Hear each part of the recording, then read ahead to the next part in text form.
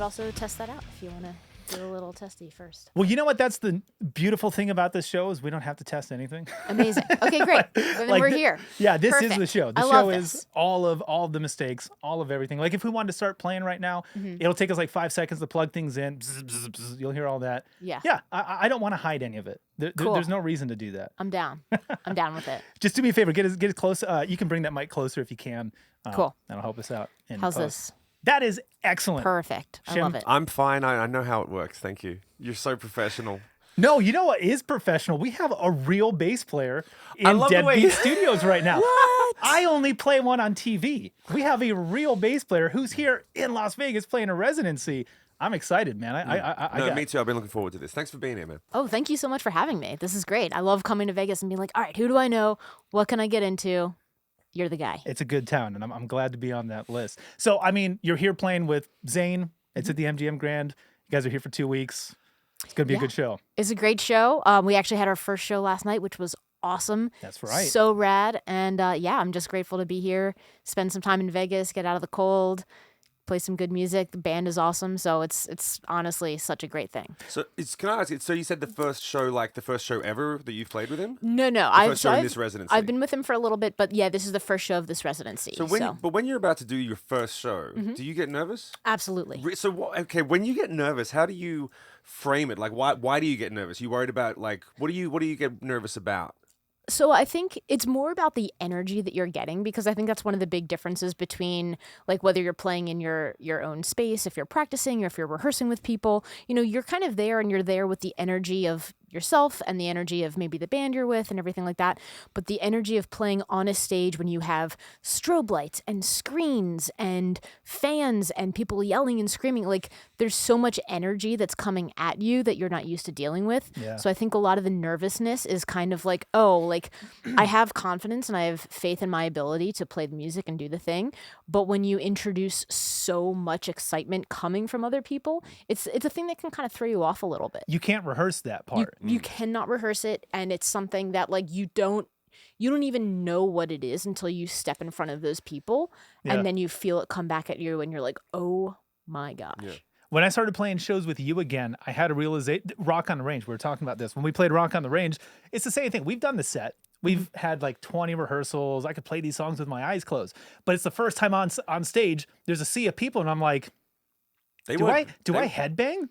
Yeah. Do I play like this? Is that my no, that's like I'm a pop guy, so I sit there with good posture and I do that, but that's just rock music. Like literally until we were playing the first song, I had not thought. Never occurred to me that it was your first rock gig. What am I going to do? with No, me. not my first. Yeah, my first. Well, first was here, heavy rock gig, like that sort of messy Since rocky high school. things. Yeah. right? So like, I mean, it's not like I struggled with it, but I really quickly found like, oh yeah, this is how you move. This is what I do. This is the look on my face. It doesn't take long. But if we were in a practice room that's half the size of this studio, and there's only 4 of us in here, and you're practicing that. You're not really feeling it. And if someone's telling you like, oh yeah, put your foot on the monitor, like let's rehearse that, like I'll just do it when they're here. I feel so phony. Yeah. The way that I always relate it to people is it's like jumping onto a moving train. Even if you've done it 100 times, it's still a fucking train. Yeah, You're right? still jumping onto a train. It's like, yeah, I know everything. But then as soon as you jump on the train, it's the equivalent of walking out on stage. This energy just goes, it just hits you, and you're like, and you got to catch up with it. And a lot of people, you have to still play the parts and do the things, but that suddenly your adrenaline spikes, everything changes immediately, your surroundings, you're on a new part of the train. The whole thing is, you can still jump on a train, but you're like, it's a train, dude. Like it's gonna change things, right? Yeah. And then you see all these other people that are on the train too, and you're like, oh, you were here too, and you're here too, and you're used to doing different things, like it's one thing when you're in rehearsal and everybody's kind of like chill and doing the thing, but the second you start a show and you hit go and you realize like, oh, the person that I'm used to standing next to is now this many feet away, and the person that I'm used to having a line of sight with is now way over here, and I can't see them because it's dark. So there are all these the other crazy thing too little is things. the darkness. The darkness. I last night had to kind of like figure out where my stand. So I go back and forth between playing just like a regular like P bass in the show and then playing synth bass. And so there are moments between between songs where I'm switching from you know, having a bass and then taking it off and putting it on a stand and then getting over to the synth. And when it's dark and you can't see the stand, you're like, Right. oh gosh, where is it? Yep. Oh, geez. So the darkness is something that you Keep going. you can't anticipate. You can't anticipate that. microphones doing Yeah. things. You can't anticipate. For everyone listening, Jamie's microphone. Just Oh, they fell can apart. see. Yeah. No, they're listening. It fell apart. Oh, Oh my gosh. Now See, it fell this is apart what even happens more. in a show. You just don't know. Yeah. But the good thing is you have faith in the other people that are around you and you can kind of like take up Yeah. the slack from one another and you're like, oh, well, this person's going to go and Let me ask you a this. question. You just said like line of sight. Like as a session person, Mm-hmm. are you in a situation or do you feel comfortable to be able to say like, hey, like ZAYN, for example, or the MD, Mm-hmm. when we're on stage, can we set it up so that I can still see that person in this way? Are you in a position to say like, I'd like to be able to have X, Y, Z for my part of the set? Or do you they just throw what they want to do and you just go, oh, I guess I got to catch up with this? In certain situations, yes. In some of these, like in the bigger show pop situation, not really. Right. It's kind of like the creative direction of the show is the creative direction of the show. When I am, you know, just doing local gigs or doing sessions in Nashville and stuff like that, like I do have a little bit of, you know, wiggle room to say like, oh, you know what, I need to be able to see the drummer. Oh, I would like to be over here. So like one of the interesting things is like, you know, as bass players, kind of like our comfort zone is being like stage left. Right. You know, because I love to see a drummer and I love to be able to be hi-hat side and I want to be able to see like a foot on the kick pedal. Right. Sometimes we don't have that luxury. Right. Right. Well, and also, I don't want to say it depends on how good your music director is, but like there's artistry, management, like who's calling the shots, and then there's the players. And there's like somebody in between who's actually both of those things, who is a player, but has the ear of management, of the artist, the producer, whoever it is. And so for me, like when people ask me like, how do you music direct? Get the best people you can and don't do anything.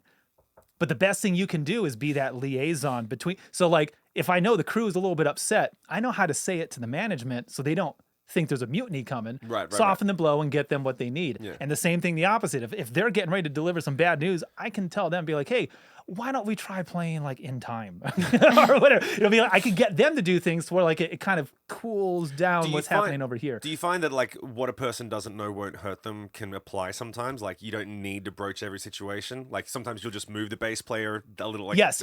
foot to the left and go. They won't notice, but you need. I that will line do of sight. lots of things that, Yeah. no one will notice. In fact, I was working with the student yesterday and he goes, how do I work with drummers that don't sound good? And it's true, Ooh. right? And here's what I told him. I want to know your opinion. On Yes, that too, I'd love to man. hear your answer. Yeah. Yes. Here's I what wanna- I told Let's him. hear yours Yes. first. Carl, I'm sorry if I fucked it up. But here's what I told him. I was like, you're only as good as your weakest link, Yes. right? So when I play a show, my job is to play the part, do the best I can, make us good. Drummer's the worst. My goal tonight is make him the best drummer on the planet. Yeah. I have to, because if I don't, we're only as good as he or she is, right? And so what kinds of things can I do to make this drummer sound better? Well, hang my parts, hang my kick patterns, we're playing yours, right? And then then Carl was like, okay, well, what if he doesn't know the kick pattern? And I'm like, it's very easy. Ask him what it is. If you want to address your drummer, if it's like they're just not playing the part, they're not locking, I need to get them. Ask him, hey, Jeff, what's the kick pattern on that verse? And Jeff goes, oh, I wasn't even thinking about it. So Yeah. what do you want to do, Jeff? How Yeah. about we go, do you think that's a good idea? Yeah, Jeff's yeah, like, yeah, that sounds great. Let's go Yeah. with that. Oh, Jeff, that's awesome. So I'm not trying to be self-deprecate or No, condescending or whatever. you're mansplaining. But yeah, like get Jeff to realize he's not playing the kick pattern. Help Jeff figure out one, and then when Jeff's not playing the kick pattern, be like, was it or is it what you're doing? Yeah, it Or is. it Okay, the other, cool. Is it the shitty one that you're doing? But here's what I mean. Like this is Sunday morning at church, right? First service is at 9. We got here at 7:30. So Yeah. how good is it going to get in 45 minutes? Yeah. I know I just said an hour and a half. You have to be done 30 minutes before doors open. You know what I mean? So it's like you don't have as much time as you think you do. So what can I do in 5 minutes talking to Jeff that would hopefully get this to come together? Is I just ask him questions that I need to know the answers to, and if he doesn't have them, help him get the answer, right? And then we agree. And now at least like I don't know if we'll pull it off, but at least if we went that far instead of, hey, that's not how the record goes. Are you gonna play what's on the record? Yeah. I'm doing it right. Are you? Like, Yeah. we're not gonna pull that together. You know, that's not happening. How do you handle it? I mean, well, so at this point, thankfully, I am at the stage where I often play with great players. So I'm not in that situation Yes, of like, that helps I'm too. able to trust that everybody's kind of like learned their parts and all that stuff. But there have been plenty of situations, trust me, where there is that question of like, oh, like what is your kick pattern? You know? And I'll do a similar thing that you mentioned where I'll say like, hey, like what are you playing in the verse there? You know, and just kind of broach it as a question, even though like I am absolutely certain that what I'm doing. I know I'm going boom, boom, boom. Like I am sure. And if they're playing something different, then I'd be like, oh man, like, yeah, that's cool. Like I was doing this kind of thing, but maybe I'll come and do the thing with you. And and sometimes I'll try to have this conversation a little bit in the open if the artist is present and if they are, if they know their record and they know what it's supposed to be, then the artist might say, they might chime in and be like, oh yeah, I think that's right. And to me, that's one of the best case scenarios to be in. If you're working with an artist that like knows their music well and knows what they want to hear from a band. So I think that as a musical director, it's kind of this interesting thing where you're kind of, you're playing around with the people in the band, but then also managing the expectations of the artist and dealing with an artist that like either knows exactly what they want or has no idea. Yeah. If you're on that, like wherever you are on that sliding scale is going to make a difference, because if the artist can confirm a choice as being correct or not, then that's great. Yeah. And if they can't, then it's up to you as the musical director or even as somebody in the band saying like, oh, well, like let's try this thing. Totally. And it also gives you an opportunity to like, not just put out fires, but like, I mean, I've walked both paths. I've been an artist and so I just know something that they're not thinking of. I know something that he's not. So when they're like, oh, we want the band to wear this. We were talking about darkness, welding goggles. You ever played in welding goggles? Ooh, no. I played a show once where they're like, let's put the band in welding goggles because we're going to hand out laser pointers to 10,000 people in the crowd, and we want them to shine them everywhere. But they can't go in your eyes, so you have to wear welding goggles. And it's going to be pitch black on stage. It's going to be this cool thing. We're going to run strobes. And on pencil and paper, like, wow, that sounds really cool. Yeah. No one on that stage had ever been on a stage before, because in order to walk out on a pitch black stage, you have to know how to walk it on pitch black. Yeah. Follow the green tape, right? Yeah. As soon as you put that welding goggle on, nothing. Right? Literally nothing. So we rehearsed it rehearsed it with the lights off. Okay, cool. We go to do the show, welding goggles on. I'm playing like this. I'm like, where's fret 3? Yeah. Where's, like, I know where nothing is. Zero frame of reference. It's pitch black for 5 minutes. And we have choreography. We have things we're supposed to do. Oh my God. And it was just one of the things was like, no musician thought this through. Yeah. Oh yeah, I can't play with zero sensory deprivation. It just doesn't work, especially on stage. 3, 2, 1, go. Yeah. You know what I mean? So like, after I've done that, now I know when I hear welding goggles, like, excuse me, that's not going to work. And here's the reasons why. Like, you didn't think of this stuff. Yeah. But if you've been on a stage before, you can shoot ideas down really fast. Like, that's not going to fly. I've seen that before. And same thing, someone in the band has an idea. Oh, let's bring them down from a rope. Like, no. I've worked with aerialists before. You don't have that insurance policy. Trust me. It's more expensive than you think it is. I had one. I remember I was recalling this a few minutes ago. I had one situation where there was one guy. This is on topic, off topic, but it's a funny fucking story. Where at the end of my set, it has a hard downbeat, and then there's a pause, and then you go blang, that sort of thing, right? So we had a thing we would finish. It would be done, and then I would take the guitar off and throw it to my guitar tech. Like I would do a big rock star throw, and it would fly. This guitar right here, the black. It was that. Yeah, it was that one actually. And I'd throw it, and he would catch it, and it was rehearsed. We'd rehearsed it 100 times, being like, okay, because it's a really expensive guitar, you got to make sure you catch it, man. Cool.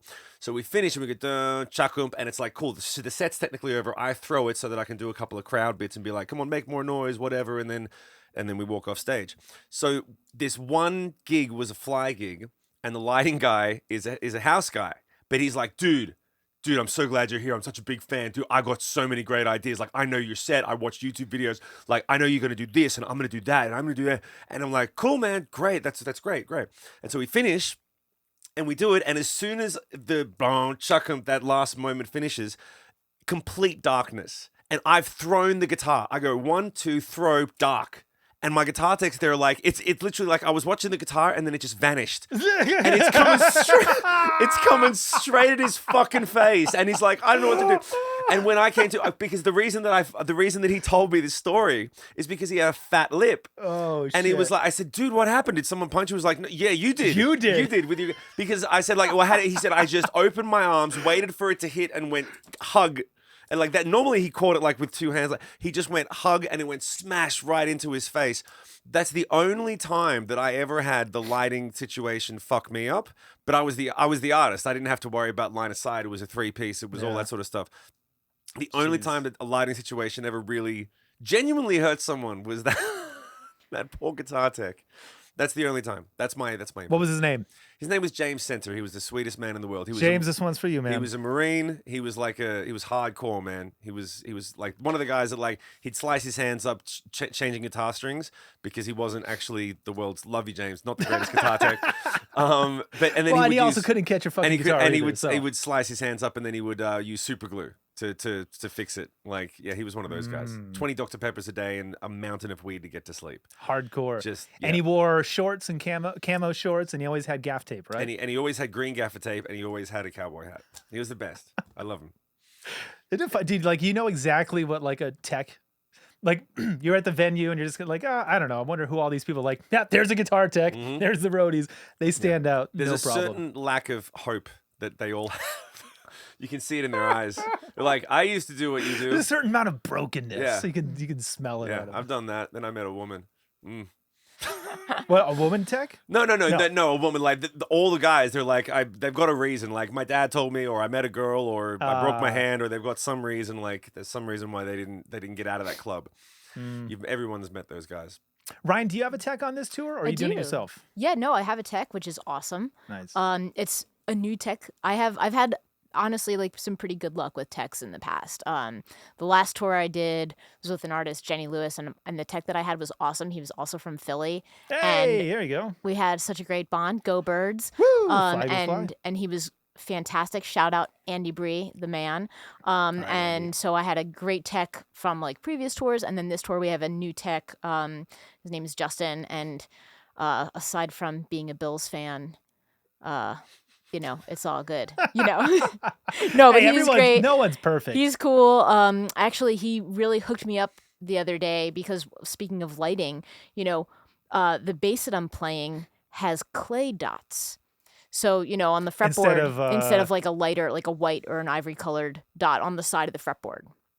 And so from the top, from the top. So when you're looking down, so you can't see your own inlays. So you can't see. Yes. So I discovered, I discovered that this new bass that I'm playing has clay dots that just blend in completely. Nice. And so thankfully he has the kind of like glow in the dark tape and was able to use like a little punch to make little fret markers. So I'm good to go now. Nice. I mean, if you're guitar tech and you have okay, here's one word of advice if you want to get into teching. Have some like glow in the dark stuff that you can maneuver. You know, like have some tape, have some stuff that you can use. Nail polish, whatever it is, stuff has to be luminescent. Yeah, makes all the difference. So thanks, Justin, for putting dots on my bass. Now I can see what fret I'm playing. That makes sense. It's funny, actually.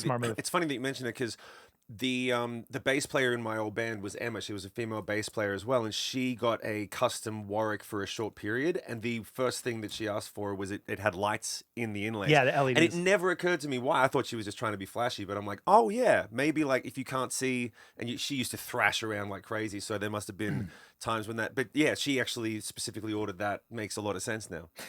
Never put that together that it was a utility function. It's something that I'll give companies extra points for, like when I'm doing a gear video and I'm just looking for like, what are the things that are good about it besides the sound, form factor, power? I don't know. Like, does it fit on the board? Is it big, small? And another one's like, can I see it at night when the lights go off? Like even something as simple as like, oh, it's just got LEDs on all of the graphic EQ. Oh, that's a gimmick. No, been on a pitch black stage before and I need to turn something, I don't know where it is, and you're going, I hope this is it. Shit. You know what I mean? Yep. Grab the gain instead of the EQ or something. So if it lights up, if it's got glow in the dark, anything like that, man, extra points. That's not a gimmick, even though it does look cool. Looks great from stage. I won't knock it, but it has a very practical, purpose as well. All right, can I ask a question? No. We were talking about this on a podcast we did with Superman. And I realized... Hold on. We need to clarify who Superman is. Because Chris Reeve is Are we allowed to say that on the podcast? Can we call him that? Hold on. Yeah. as long as we're not making fun of him, and I do need to No. explain this. Chris Reeve plays drums for Avril Lavigne. He's been here. That's his drum set. I'm pointing to it. No one can see it. But like, he's a friend, and his name's Chris Reeve, and he knows that like, yeah, you know, the name's taken. It's one of those things. But when Sarah and I are talking, my wife, I have to call him Superman. I cleared it with Chris. I'm not giving him shit. I'm not making fun of him, but I have like 5 Chris's in my life. One's a cousin, another drummer named Chris, another friend named Chris who lives down the street. It's like, if I say, hey, Chris is coming over, which one? Superman. All right, sweet. So I have to call him Superman because in my family, there's just no other way around it. Right. You don't have to, though. You're being a dick. Okay, thank you. Do I get the free pass? But we were talking about how so many bass players, Jayme, I don't know if you're an exception to this, but most bass players start playing bass because someone already had a guitar.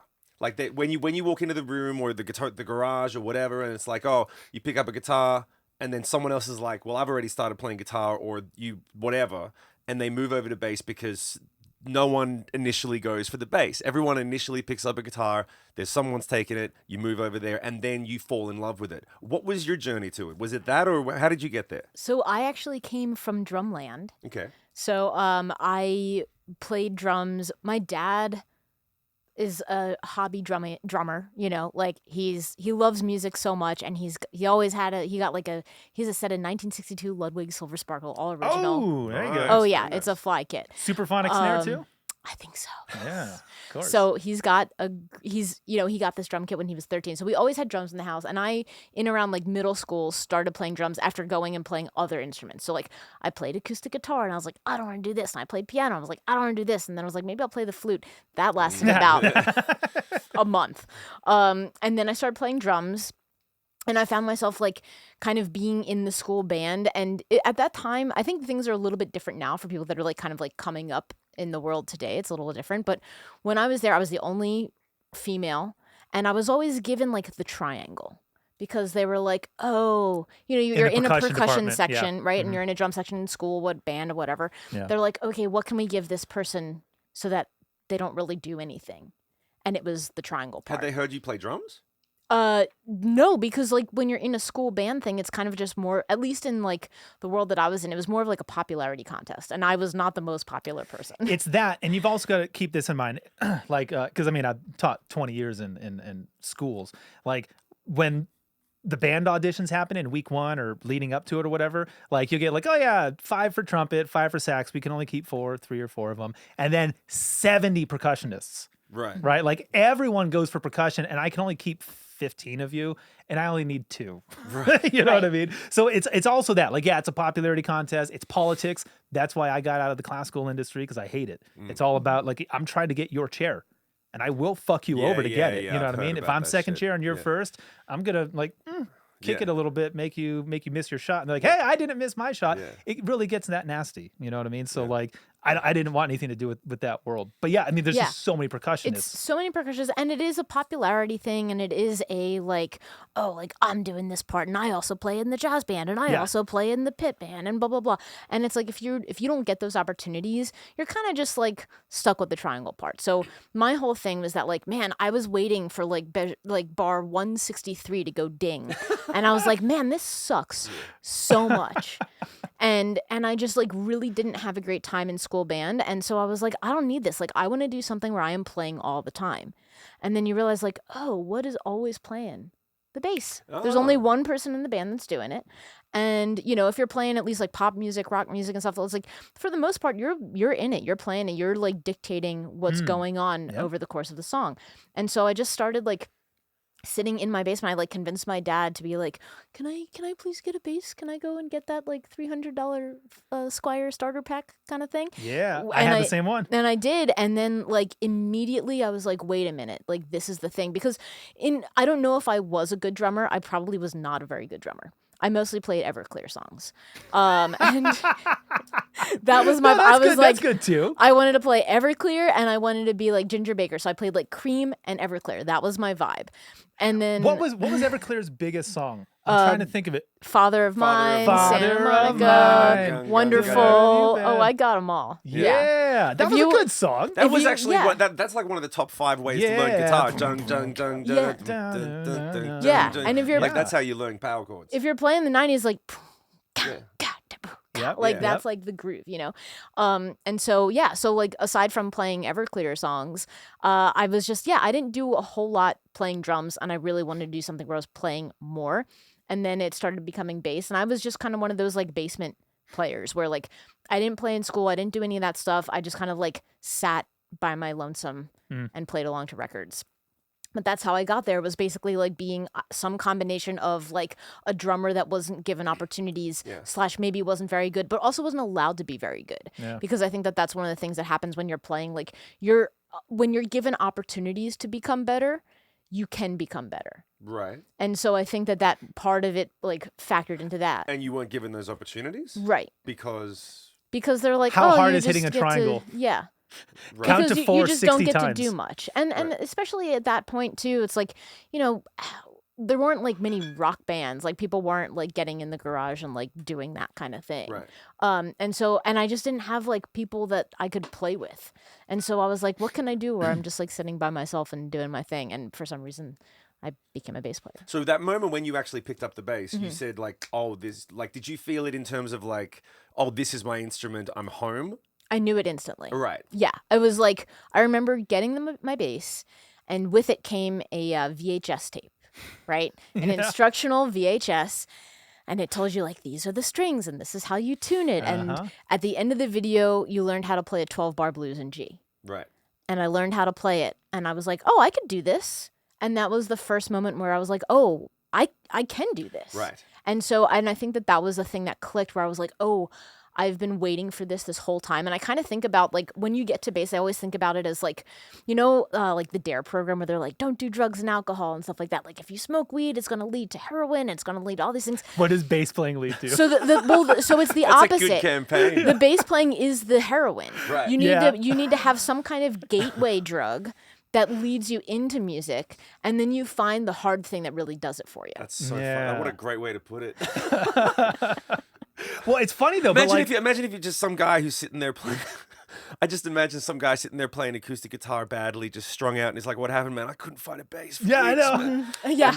I need a fucking hit, man. But if you think about it, no, dude. I mean, what does it take? Like when music is a hobby versus when you do what we've done with it, we're addicts. Yeah, that is Right, true. we're Yeah, addicts. you do feel like if you go for long enough What without did you playing, lose to have this? Oh, What did God. you sacrifice to get this? What did you let go so you could be where you are? And would you do it if you're being paid to or not? Yeah. Shit! Like we all give the wrong answer to all of those. Yeah. So does every addict, every Yeah. every drunk, every druggie. You know, Dude, so it's like the I get amount it. of times, like, I mean, I don't know if you've had this experience. Like, I've spoken to guys who are entrepreneurs, men, women, different age brackets, different nationalities, different backgrounds. They all say the same thing.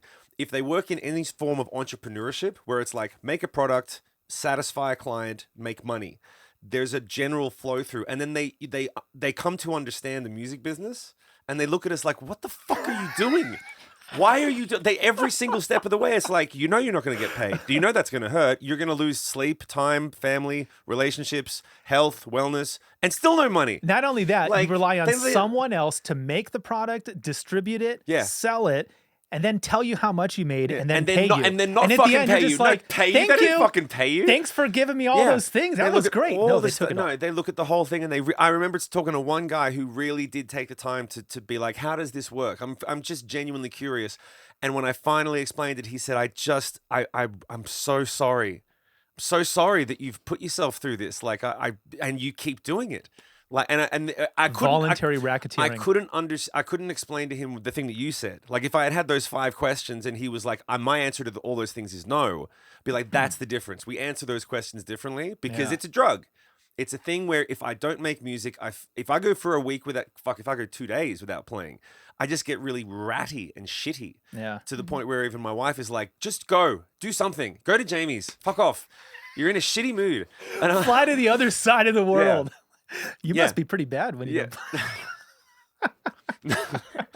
Well, No, it's true but though. do you- Well, do you and, have the same yeah. thing, yeah? And the other thing is like what we do is so crazy that like you have to do so many things just for yourself to become like a baseline level of okay at Yeah. whatever you're doing. You know, it's because it's like when you think about like what the product is, a lot of times the product is a song. You know, it's like, oh, can you show up and can you play this song?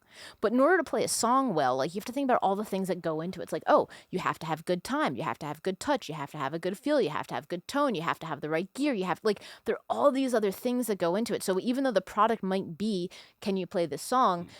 The answer really comes down to like, well, have you practiced playing eighth notes at this tempo? And that kind of work is the thing that happens in the background that people don't see and that like you have to be crazy to do. But you also need to know. Like I remember you telling me a situation. Yeah, I wonder if this ever happened to you. He was talking about one time you went into a session, you did your thing, and then you didn't get asked back, and you went and asked the guy later on somehow, please hurt my feelings. Tell me what I need to improve on. And they basically said like you got to sit more in the pocket, get on those eighth notes, whatever the exact detail was. But it was basically play simpler, play the song. And it was right at the beginning of your career. Who told you these things? Like everything you just said, I can imagine. And I've got a few questions for you because we both coach people coming up, right? Yeah. He coaches bass. I coach performance, how to get on a stage, how to sing, and how to be comfortable and basically do what we do. Because most people, they would think, okay, I've got to practice the song, but then you throw them a different song and they just suck because they haven't practiced the eighth notes or any of the things that you've talked about. They have to suffer to know those things. Like most people get a VHS tape on, they find their own version of what you said on YouTube and they go, oh, here's how I play this thing. And you get in a room with someone and you got a little bit of a weird attitude, or you say like, yeah, and or your tone is too toppy, and they're like, nah, just take the attack off. What does that mean? It means, nah, forget it. You're not hired. Yeah. You know, like, so where do you learn, or did you learn these things incrementally, like just by pain, or like how did you come to this stuff? Probably pain. Yeah. I think part of it is just like listening to records and learning songs. And to me, I think some of the greatest musical growth that I ever experienced was like when I moved to Nashville, the immediate thing was like, you have to learn all these songs. Like if you take a gig and you're doing, let's say like a wedding gig, it's like, oh man, like you've got to learn 60 songs in 2 weeks to be able to do this gig, right? And so part of it is like when you think about how much material you have to learn and the diversity of that stuff that you have to learn over time, it all kind of like seeps in, but it takes like so much work to do. And I realize now that like if I go back and so whenever I learn a song, I go and I chart it out, because that's part of it, you know?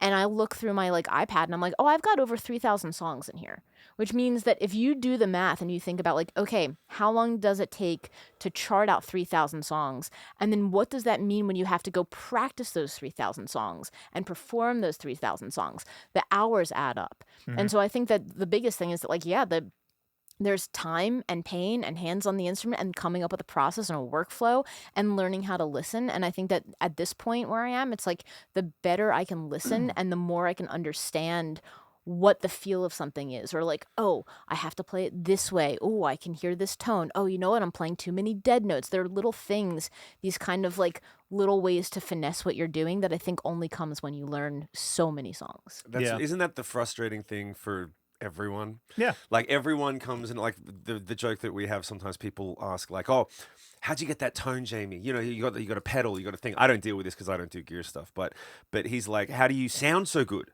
And the answer is just play more. Yeah. Like, and people ask me like, how do you sing that high note? How do you get that gravel tone? I'm like, 10,000 hours, breaking my voice a million times and having to take recovery and having to learn and having to like do the fucking work, like do the work. Yeah. And it's in the nuance, especially an instrument like bass, right? I don't want to say this doesn't apply to every instrument, but like most of the time it's driving eighth notes. But there's a difference between da da da da da da da and da da da da da da da and da like those are all different, and any variation ba da ba ba ba ba da ba da. Yeah.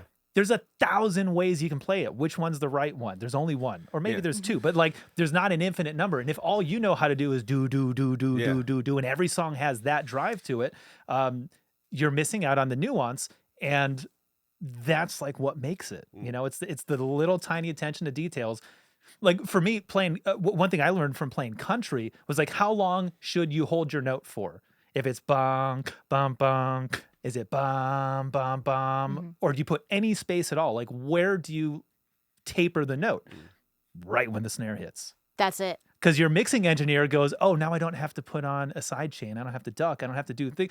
That's the answer. Anytime I save someone time, Now I don't have to spend time EQing you. It just sounds great. I don't have to this. I saved you effort. You're going to remember my name. You're going to remember my number. And they're going to think you're a great bass player when all Yes. you did was pull off the snare. And all I did was just allow room and maybe save him 30 minutes. But there were probably 5 other things I did.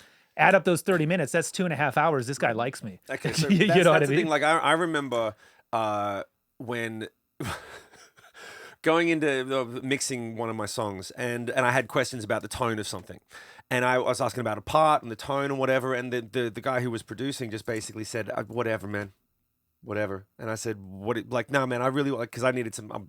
I was a little insecure, need some validation, blah blah." He's like, "Look, it doesn't matter, right? What matters is something like the snare is popped. We've done this. That doesn't matter." And finally, he said, "Like, look, the song is the only thing that matters. The thing that you're talking about is a secondary guitar part that I'm going to duck in the mix, maybe even cut out. It doesn't matter." And he didn't want to hurt my feelings. He was like, "Yeah, man, that sounds great, whatever." And I'm pushing him. He said, "It doesn't fucking matter. The song matters. If it doesn't support the song, then it's not making it in the mix." And I'm not sure about that anyway. So just play it and we'll find out later. And it was the first time someone had said to me, if it doesn't support the song, it's not in the mix. Yeah. If it doesn't support the song, it's fucking wrong. It's just something you did, and it doesn't deserve to be in the song because you just did it. because you did it. Yeah. It deserves it because it belongs there. And when was the like every person event? And I remember like my favorite story, and you'll get this because your session artist people are like, I can't believe he said that, but session guys are like, thank God someone fucking said it. I'm working with Dorian. Go fuck yourself, Dorian Crozier. Played drums on all my records, and the first time that I went in, he loved working with me because I would say to him. I always value people's feedback on this in terms of if you've had this experience because it's really good for up and coming people to know. I go in and I'm like, yo, this is my song, and my song, all that fucking artistry shit, right? And I go in and I've got an idea of what the drums sound like, and I go to him and he's a very, very good drummer. And it's the first time I've worked with someone who was a really good drummer. I used to have to work with guys where I'd say, okay, it's got to go like ba-da-ting, ba-da-ting, ba-ting, ba-da-ting. And so I said, he was like, don't fucking tell me what the fucking drums do, man. Don't fucking tell me I'm the drummer. And so I was like, okay, well, here's what the demo does. He's like, oh yeah, your drum demo? You want to make a drum record? You're making a drum record? I thought you were a songwriter. You're making a drum album? And he just fucked with me. So he said, and every time I would say like, hey, can we go like, she's like, yeah, are you Weckl? No, it's not in the fucking song. And he would just and finally he said like, he finally told me, he was like, tell me what you want it to feel like. You're the artist, be the artist. What is it supposed to feel like? And I said, all right, it's supposed to feel like a mixture of confusion, conflict, and resolution, but not till the very end. And he said, great. And then he built a tom pattern that finished off and was like, and I was like, oh yeah. You're rushing the beat. You're pushing the beat and then leveling and then falling behind the beat at the end of the fill. I was like, resolution. oh, that's. And he was like, see, talk to me like. And finally, I was like, oh, I need to speak to players. I need to do my job, communicate well, and then let you do your job. Mm-hmm. But at what point was there a section of time where you were like, oh, it's about the song. I need to play the song as opposed to play the bass? Yeah, I mean, thankfully, I've always loved songs. Like, I never came up as one of the bass players that was like, oh, I gotta learn Teen Town. I gotta learn all these. Like, I think there's a lot of, like, bass stuff that a lot of people get into where it's like, you gotta go through your Jocko phase and you gotta go through your, like, Marcus Miller phase. And, like, the Victor, like, you gotta double thumb. And, like, we've all done that. We've all done there. Like, I've played classical thumb. Like, it's a thing. It's so embarrassing when I try it now. Because I used to be able to play it. It's so embarrassing. I mean, and there were a lot of that. There was a lot of that stuff that I just didn't do because I didn't dig it, you know. So I think that's one of the things is like when I think about the music that I absolutely loved and would listen to. I love songwriters. I love like records where I can go and listen to like an incredible vocal, where I can listen to great lyrics. And I think that part of me naturally, just my musical like being is something that like wants to be this like supportive thing that loves the art of songwriting. That's really fascinating because Jayme said the same thing when you said supportive. Do you think that that's a necessary component for a rhythm section? I think it's the most important. You have to view yourself as supportive. That's all you do. The most important thing. So if thing. you go in with the idea of like, I'm going to make sure everyone notices the bass, which is what singers do, which is what guitar players do. I'm going to make sure everyone fucking wants to take me home tonight. They don't. No, I'm serious. Yeah. Like this is the mental, and this is really important because I always make fun of singers because you need to be able to point out, dude, you chose to be a singer because you got an ego problem. You got a thing where you don't want to be supportive. You want everyone to support you. So own that. And same thing with people who are coming up as musicians. A lot of people are like, dude, I feel so insecure. I got to get better at bass. I got to get better at guitar. It's like, you don't have to get better at the instrument per se. You have to get better with how the instrument works within the song and within the band. And most of the time that actually means playing less, playing more subtle, knowing when to hit, when to pull off, like how to play with a band. Because sitting in your room, a lot of people, they don't get out enough. They play in their room and they're like, I got to learn it like the record, and then they get stuck in this thing, and it's not a flow state. Yeah. And having that flow state mentality is the most vital thing. And little words like that, it's a really good one. If you don't mind, I'm gonna steal please, that. Yeah. Because I always say the idea of like, for a singer, when I coach my people, the first thing that I say is like, you're in a service industry. Look at yourself as the singer, as serving the audience. You make a song. What are you trying to get them to? What's the point? Why are you there? What's the point? You want them to feel a certain way. You want them to feel a certain way, hear your song, and then feel different. You're changing their feeling. That's a gift. So make it like a gift. Like if you made a gift for your mom or dad or your kid, you'd wrap it up, you'd put some thought into it, and you wouldn't go, if this person doesn't like my gift, I'm a shitty person and I have to go home and practice. Because that's how we feel. Like, exactly. I didn't serve the gift enough, so now they didn't clap enough, it's all my fault. Whereas if you serve, then that's the point. And it sounds like really great session musicians only serve. They serve the song, serve the artist. But that one little thing of like, and being supportive of someone, people think of that language. They think of like, oh, if I'm supporting, okay, cool, then I can totally change my thinking towards the whole thing. When you mentioned before being subtle, I think subtlety is something that like, it's very interesting. And these days we kind of like lose it because everything is so like, we've got TikTok and we've got these things and everything is like, like play cool stuff that's really like catchy and like eye candy and all that stuff. But the thing that doesn't translate very well is subtlety when you get into like making videos and things like that. But when you listen to records or you experience a performance, I think subtlety is one of the things that can kind of create this moment where the air kind of leaves the room. And if you're playing with somebody, and I do a lot of stuff where I back up like acoustic players, so there might be like an acoustic guitar and bass and maybe like light drums or perk or something like that. And you're creating a moment where you want the air to stand still in the room. And the only way you do that is by playing lightly and quietly and with this like emotive quality where you're not playing anything fast or hard or crazy or very note dense or anything like that, but you're playing something that creates this moment where the lyrics are able to speak to people and people are able to pay attention to enough because the whole environment is just very subtle. And so when that happens, you kind of create this moment, and that is something that will like facilitate this like emotional rush that you might have with an audience, that it might make them connect with the artist's song. And so I think that when you're doing that, whether it's on stage or in the studio, having that notion of subtlety, being like, how can I make this song speak and kind of like make the air in the room stop, that's an important moment. I think of it like death by 1,000 cuts. Like the best thing it's not the right hook. It was a bunch of jabs. Like I wore you out and then I hit you with the haymaker, and that's what made you go down. But if I didn't hit you a bunch of times beforehand, I wouldn't have worn you out, So like I look at every decision I make like, it's all these tiny little things. Just stop playing when the snare drum hits. How hard could that be? It's only 3 minutes, But like that added up with this, and then he did that and she did that. You add them all up, add up all those 1,000 tiny little cuts. You bled this motherfucker to death. That's what we did, Like that's how you eat an elephant, one tiny bite at a time. So like I look at it the same thing. The tiniest things will affect everyone. Dude, I was just watching a Gary Oldman. It was like doom scroll, and I saw him. He was talking to Stephen Colbert, and he's like, "It's this tiny thing. If you want to make something look more dramatic, this is all you do. Like, let's say, I'm looking down in desperation, and then I need to look up the camera. Well, I'm looking at the camera. It's like, so if you do this, that looks lame. So what you do is bring your head up first, and then your eyes. And it was like, yeah. Head first, keep the eyes pointed. But then when the eyes come up and meet, you're just like, I don't know what to do. Like that's what that face does. Whereas if I was just looking down in desperation, and now I'm like, I'm gonna go get this motherfucker. Yeah. This is like a Liam Neeson movie. This is totally different from what? I'm so desperate. Like, and it's as simple as you just delay your eyes. Yeah. Your eyes are down and then they come up. Yeah, later. I saw another. This is on topic, off topic, but I love. I saw a thing with Tom Hardy where a guy was. It was really. Tom Hardy's the dopest fucking actor. Like to talk about it. But when you talk to him about acting, and there was a guy interviewing, and he said, I've noticed that you do this thing where like you do it character to character. They do the same thing where when you're listening to someone, you lean in but you look away. So like you lean, like imagine you're talking to me and I suddenly go.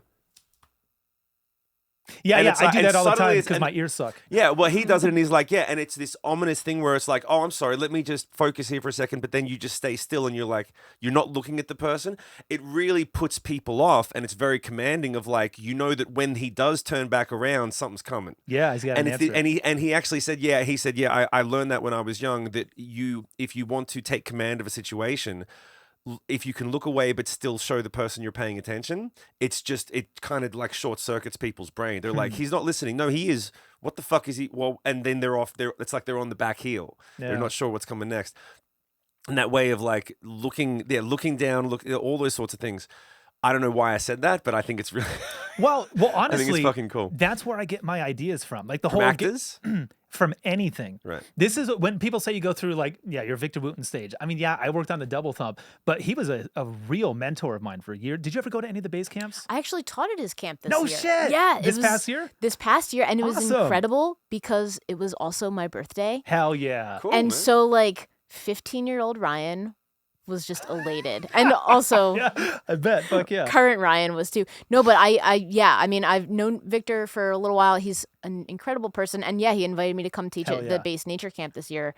And so for the first time I got to go and do that. And yeah, it was really cool. Well, on top of being an amazing bass player and human and all sorts of things, he has such a unique perspective. Like where he gets his ideas from, it's bass and nature camp. I don't know if you know this, but his bass camp is a nature camp also, because for him, he sees nature and music as the same thing. So he'll be tracking an animal and just be like, this one's running. How can you tell? Well, the way a deer runs is it goes ka-doo, ka-doo, and you see all 4 feet kind of clumped together like 16th notes. So if you see 4 notes really close together, those are fast notes. So if you see group of tracks, that fucker is running. He's running fast too, because music, right? So like we're always looking for relationships and other things. So he learned tracking really fast because he knows music. So what can I do faster because I know music? Can I do my taxes better because I know music? Like where are some things they correlate? And so actors. I was watching a documentary called "I Know That Voice." Have you ever seen it? Oh yeah, Voice the actors. voiceover act. Yeah, I think I heard of it. And so there was one. I don't remember her name, but her dad was like all the Animaniacs, Yakko and not Dot, but like whoever, like he did all those Warner Brother cartoon voices and stuff. And he was talking about how she was talking about how like what he taught her was like try to do bad impressions. Like if you want to come up with a character, someone shows you an animation, you're like, okay, we need a voice for this guy. If you don't hear anything, try doing Bugs Bunny impersonating Elmer Fudd, but instead of a lisp, he just like do a bad impression. I guess that guy kind of sounds like a little bit like this, and that is the worst impression in the world. But I just created this character now who kind of talk like this. You know what I mean? It was a bad impression. It wasn't good. And so in music, we talked about this last week. Yeah, I'll be like, what would Jocko play here? And I'll do a thing that's not what Jocko would do. I don't know Jocko licks. You know what I mean? But in my head, I'm like, that's kind of it. It's like,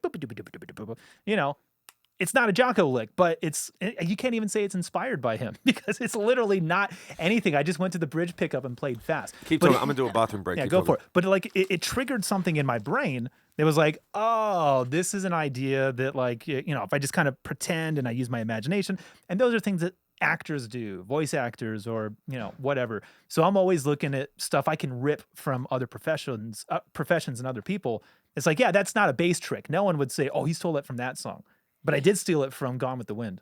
Yeah, but You know but what the I mean? fact that you're even saying that means that you know what to do, even if you're like, oh, I've got to do like a Jocko impression. Even if your move is to say, oh, I'm going to go to the bridge pickup and play fast, that is different from what you were doing before. Totally, yeah. So that one little thing, even though you're not doing a Jocko thing, that you're getting a little bit closer, it just means like, oh, I know how to kind of do the thing a little bit to have it influence my sound and have it do that. And like if you're talking to a bass player who doesn't know that like a lot of Jocko's tone came from that, then they Right. wouldn't know to do that. Exactly. So a lot of it is that familiarity with being like, oh, I know that these are kind of like the quintessential like stylistic elements of like what this thing is. Mm-hmm. So if I can even just take a little bit of that, it's automatically going to change the perspective that you have.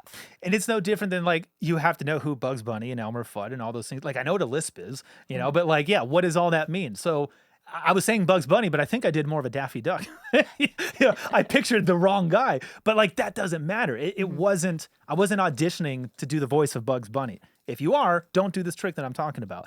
But you know what I mean. If the idea is have an idea. Who was the girl in Three's Company, and what was the line Don Knotts always said? I don't know. I'm going to try that. Like I don't know. I don't know what that's going to sound like, but I guarantee it's nothing you would have thought of, and nothing you would have thought of. And maybe it's a shit idea too. I don't know. But at least it's something. And when people say like, that's the difference, especially in sessions, like show up and play the music, do a good job, have an idea. That one's really important. Even if it's, I'm just going to play what's on the page. But if you come with an idea, like, hey, I was thinking we could open up the bridge with this. What if I go up high instead of down low? That's going to make everyone go, ooh, that opens up for, I could do some arpeggios. I could this. I could switch to the ride cymbal. Like something as simple as just, I'll play it the same thing, but an octave higher. It's a simple idea, but it changes the board game for everyone who's playing, you know? So like, I'm always looking at, yeah, what are the tiniest ideas? And just things that like I don't have to worry about sounding good. Like I didn't say, let me play this Jocko lick. I just like, what might Jocko have done? And it's my imagination that's creating it. So I'm right. Yeah. And you're wrong. You can't, you can't get me on Imagination is this. everything. Yeah. Yeah. Yeah. Well, and I think that's the thing kind of coming back to what you were mentioning before. It's like, yeah, people will go in and they've practiced the song, and then, but they don't know how to like translate it into like other music or having to do something different. It's like, yeah, you can't do that if you haven't learned so many things to have this like open imagination of the possibilities of other stuff, which is why I think it's so important to like, yeah, take anything, take listening to actors or voiceover people or whatever it is. I look at athletes a lot and I try to think about like, oh, what can I pull from like being obsessed with baseball? You know, I mean, I think that those are little things like having the imagination to do something else is a huge part about just being a musician, having an open mind. And also being practical. Like one thing that I think, I don't want to say it stunted my growth because I got really good because of it, but I practiced. I over practiced. I practiced a lot, like way more than you probably needed to. And then I learned that athletes don't do that. They can't, right? Like they go hard before the season, but you can't exercise that hard during the season and play the game because of injury. And also, like, you're going to get tired. Like, we need you in peak shape. So you're going to work your ass off for months and months and months leading up. And now we're just going to maintain. And then once the season's over, you need time off, dude. You can't go, maybe from 22 to 25, but like scale that shit to 50. Like, you can't burn the candle at every single, like, you need rest time. You need off season, postseason, preseason. And when I started thinking of it, like, oh yeah, I only need to like grind before the tour. And then the tour, as long as I'm in shape, we'll be fine. Yeah. And then afterwards, I'm going to take a couple weeks off and then I'm going to fall back in love with it again. So I don't get in this rut. And so I don't over prepare and I'm not like, I'm over it. You know what I mean? Like whatever the things are, I got that from when I realized, oh, athletes take time off and they're not like monsters. You know, they're not like fighting. Boxers aren't fighting for their life. No, 1 day a year. 1 day a year, they're fighting for their life. The rest of it is, you know, some version of the up and down, just depending on, is there a fight next week or isn't there? How old were you when you learned that?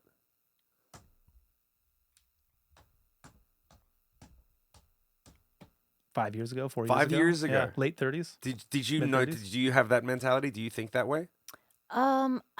In some ways, yes. I don't think I think about it like as specifically as you do. I think it's more just like, oh, I've decided that I like other things. Yeah.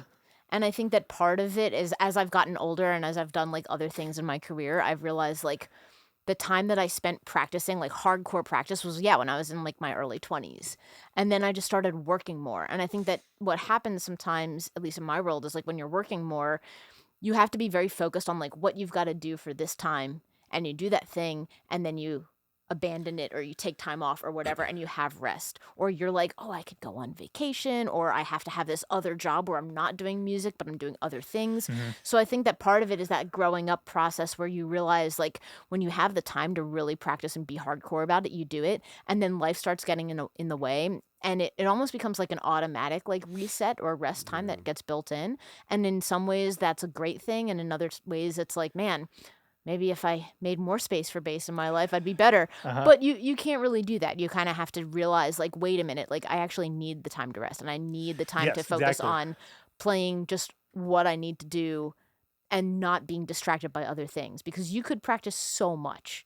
And those other things could be opportunities that you're missing because instead of going to the show that you were invited to, I'm not playing, but I'm on the guest list. There's someone there that you're not going Yeah, to meet yeah. because you're home running scales. And that might have been your next gig. You know, so like it's not just like, oh, I'm missing out on fun. See, Could be missing opportunities yeah, too. this is why, like, this isn't something I plan to say, but I've just been really thinking about it based off what you said because I have kids. Do you have kids? I don't know. I have kids. So, and my kids are musical, especially my daughter. And I have to think about this all the time because there's a part of me, like, whenever I'm sorry if I pause and stutter for this, but like, whenever I talk to people who are at the top of their game, they all have that same story. Like, yeah, for 10 years, I was obsessed. For that, they have that period, and then they basically have a version of a mirror of what you just said. They find their own way to realizing, I like vacations. I need to take a bit of time here. I'm going to create space, but it doesn't come without that obsessive phase. And the thing that I've kind of, as a dad, and also as a coach, you need to be able to explain to people, because a lot of people, if they really want to do something, they need that kick in the ass to go like, look, you need to practice more. Yep. Some people. The people who are at the top of the game, they never have to be told. They usually have to be told to slow down, right? But for people who you're coaching, you're like, dude, you got to practice more. And the way that I relate it is you're going to be competing with people who are obsessed. So you have to develop a level of obsession. If you're not, then be a weekend warrior, but don't kid yourself, right? And so the idea of like, look, eventually my kids are going to find a thing that they become obsessed with. That's what happens. You find a thing, whether it's like astronautics, reptiles, music, whatever. And you're going to go, great, now be obsessed. Now you found your thing, be obsessed. Support that obsession, because you can't tell someone when they're 14, vacations are good. You know, you need to also create space, because one, if they are obsessed, you're going to get in the way. They're just going to resent you. But also, there's a part of it where people need to find their wall because they fucking hit it. Yeah. They need to hit the wall and go, oh, that's where my wall is. But you need to find out. You need to find out and go, cool, now I'll create my own stability, my own version of that. But you have to fall over enough times, which is why I remember when I had my first, and I'm not shy about it, when I had my first nervous breakdown, I met a guy who was a carpenter. He owned a building business. And he was like, yeah, come and just on your off time, come and lay bricks and do shit. Get out of the house, do something different. And he was like, oh, yeah, it's your first. He said, oh, I've had my third one was last year. Like, it's part of it. Like, you hit the wall, you know, and he was like, yeah, sometimes you have to do that to find out where the wall is. And it was the first time someone told me, this is not uncommon. You're not crazy. You're not special. You push yourself so hard that you fall over. And then you have to figure out how to fall down, figure out how to get up. It's probably going to happen again. It's part and parcel of it. But a lot of people don't realize that that's really part of the journey. Yeah. They really are like, you really do need to become obsessed over something to find out. And then you have to find your own balance. And that's why, for me, the thing that I found I do the most damage on is coaching one-on-one. Because you have your course and you have your things, you go, well, here's how to play, here's how to do this. But then when someone says, I don't know why I keep doing this, and then you ask them, well, when you think about that, where does it come from? Well, my dad used to say, so you got to find your own way. You got to find your own way of doing these things. And everyone's got a different reason, which is why I always tell people, you're unique, you're not special. Your history is very unique to you, so you have to pay attention to it because it's your why. This is why you're doing things this way. And sometimes it's good and sometimes it's bad, but you need to know why you're doing it, because then you can manage it. Yeah. But that doesn't make you special. And singers are all like, "But I'm special. This is my trauma. This is what I'm like." Nah, it's not special. If you make it special, now you got a problem. That's your problem. You know, you make it unique. The problem is you need it to be special. Yeah, you need it to be special so that you can make, But like, that's why I always go back to, if it's so fucking special, make it a gift. Make it a gift. The gift makes it special. Until you do the fucking work and turn it into a song that translates, that creates an emotional response in someone else, which is the actual currency of music. Until you do that, it's not special. So it's like I separate them specifically to go, yeah, it's unique. So pay attention to it because it's unique. Now, don't make it anything more than that. And if you'd like to change your situation, turn it into something special. Make it a gift, make it a song. And then that usually can parlay this baggage and this stuff into, now your suffering has meaning. because it's fucking suffering, dude. Doing Yeah. like being a full-time musician, like that that joke that Jerry Seinfeld said. I think you told, I don't know who told me. About a whole bunch of old like in the 1940s, a bunch of like old jazz musicians. The car breaks down. It's the middle of winter. Have you heard this one? And they go and they look and they're trying to find someone to help them with their car, and they come across this house, and it's beautiful, picturesque thing. Christmas Eve, family in there having eggnog, warm, sharing presents, and one guy looks through the window and says to the other guys, "God, can you believe some people live like this?" Yeah. And like, but because we have no choice, we must make music. So the suffering just comes along for the ride. It's like, well, that's what you want. That's what it's got to be. Well, and also, here's another thing. Like when you ask, like, at what point did I realize that? And I'm like, 4 or 5 years ago. Yeah. Because Like you can't teach that in school. You can't teach that. You have to but find your also, own way. when you're younger and you're in that obsessive stage, you have no concept of what it's actually like until you're there for 10 years and you've been in that obsessive place. But then you realize, I've been obsessing maybe over the wrong thing, a different aspect, or like, it's not this, it's this. It's still under the same umbrella. Cause like, I've never had a job. I still don't know how to tie a tie. I worked at a record store when I was a kid. That's it. So like, I've been a musician since day one. I've paid for everything with music. I've never ever had like what I call a real job. But when I was 14, I decided I'm going to be a musician. Well, I was going to be in a rock band. Look where I am now. My band's not famous. We didn't do it. But then I was going to be a classical guy. And then I was going to be a session musician. Well, where did those guys go? Right? Like he didn't see streaming. He didn't see content and social media. There's all these other things that happened along the way. And while I was working on being Victor Wooten, I was like, I didn't realize what I should have been doing is building a content studio. Like you don't know those things, not just because they didn't happen yet, but like you're obsessing over the thing that you think you want. But you spend some time there, then you start to realize, no, I don't want classical. I want this. I don't want that. I want what's over here. And it's hard for you to see that when you're young and you've got your head down. You don't have, the full perspective. And also you haven't been burned enough times. That'll do it too. That'll sober you up real quick is, one or two of those. And you're just like, never again. I'm not making that mistake. Yeah. And any professional that has gone through that, everybody has been fired or mysteriously not been called back or whatever it is. And I think that part of this thing is like being able to deal with the obsession and to continue to do it, even though you've been burned time 1, time 2, times 3, times 4, times 13, and whatever it's probably it is. going to happen again. And it's going to happen again. You know that the gig you have is not going to be forever. You know that the thing that's making you money now is not going to make you money in a couple of years from now. And you kind of have to adapt and do all of that stuff. And I think that if there's one thing about like kind of like that obsessive thing is that like when you're obsessed with a thing, you go hard. And then you get to the point where, maybe you hit a wall and you burn out. And you have to like figure out how to deal with the obsession by either distraction or coming up with another thing to like put the energy into. And so I think that part of it is like realizing, when you're doing this, you have to go through those phases. So I have a question for you based off something that I'm going to say real quick, because I want to touch on this because I know there's a lot of my female students deal with this. So for me, and I haven't found a version of this that doesn't apply to everyone who makes music. For me, I put myself through that piece of obsession because I wanted to become the person on the other side. You model Victor Wooten, you model whoever you are, and you're like, I want to become Victor Wooten, and then it slowly turns into my version of Victor Wooten, or my version of Brandon Boyd, or Daniel Johns from Silverchair, or whatever. And then there's a moment where you wanted to be Brandon Boyd. I like that. Oh my god. I mean, I did too. I know. And so, but you get to a point where you're like, you do it because you want to become that version of yourself. And then there's something happens where you go, I'm there. Like I can do all these things. And for me, it was when I got the phone call that I was going to have my first #1. And I get a call from the manager. He's like, yo, you're going to and they put it in a certain way, like, just to let you know, you're going to be the #1 artist next week. And you go, cool. And I didn't enjoy it. I didn't, and I remember him saying to me, like, I was on tour, I was missing my girl, the band wasn't getting along, we were being pushed too hard by the label. It was like, it took like 6 months of straight touring after we'd already done 2 years of straight touring to get there. So I was just burned the fuck out.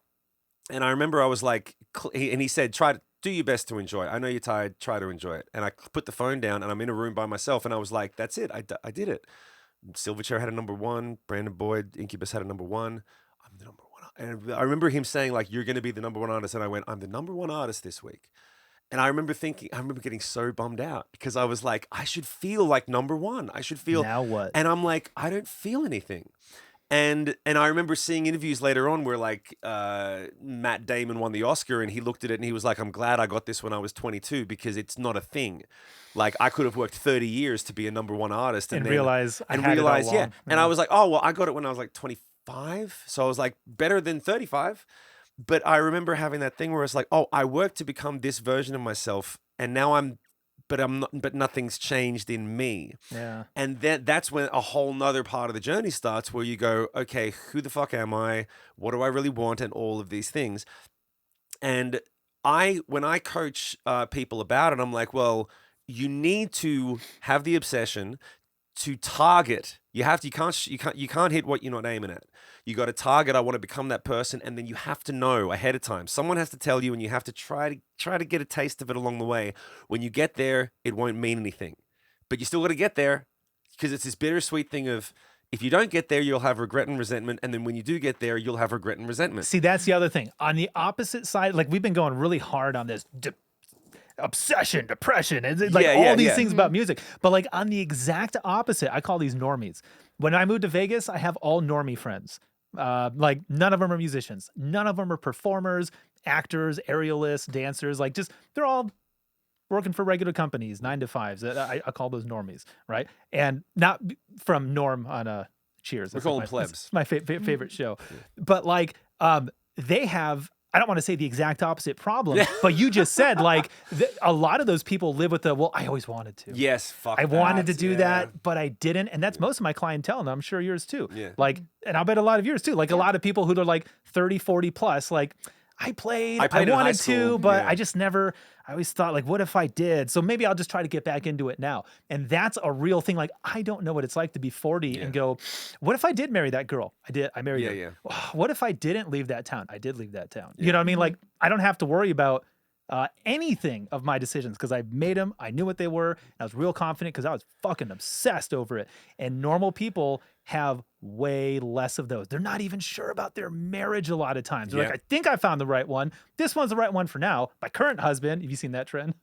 My current wife, like, current? Yeah. The fuck you talking That's about? a But good like, one. I mean, like, no one's sure of anything. Dude, that- Career? Are you going to stick with your job for 20 years? Yeah. My company probably won't even be there. Like, I know music's going to be there. Yeah. I don't care what AI is going to do to Dude, it. I'm still that's- doing this. Yeah, that's why I told the thing I mentioned in the last one with Keenan and the what was the other guy, the keyboard player? Alfred. Alfred. I Yeah. mentioned it like music doesn't leave.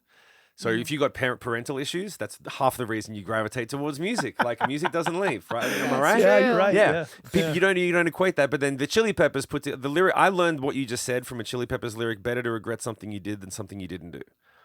That's the way I tell people that. Ever since I learned that lyric when I was like 18, I'm like, oh, that's a good way to put it. I didn't realize how meta it really was, but I heard that when I learned My Friends off One Hot Minute, which was my favorite Peppers. I nearly said Puppies.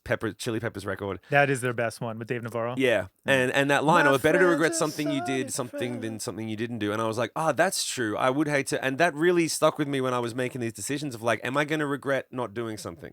And that's usually enough just to get you over the hill, right? But I had a question for you based off this that I've totally fucking go. I think I'm gonna create my own question. Please, yeah. So you had mentioned this target.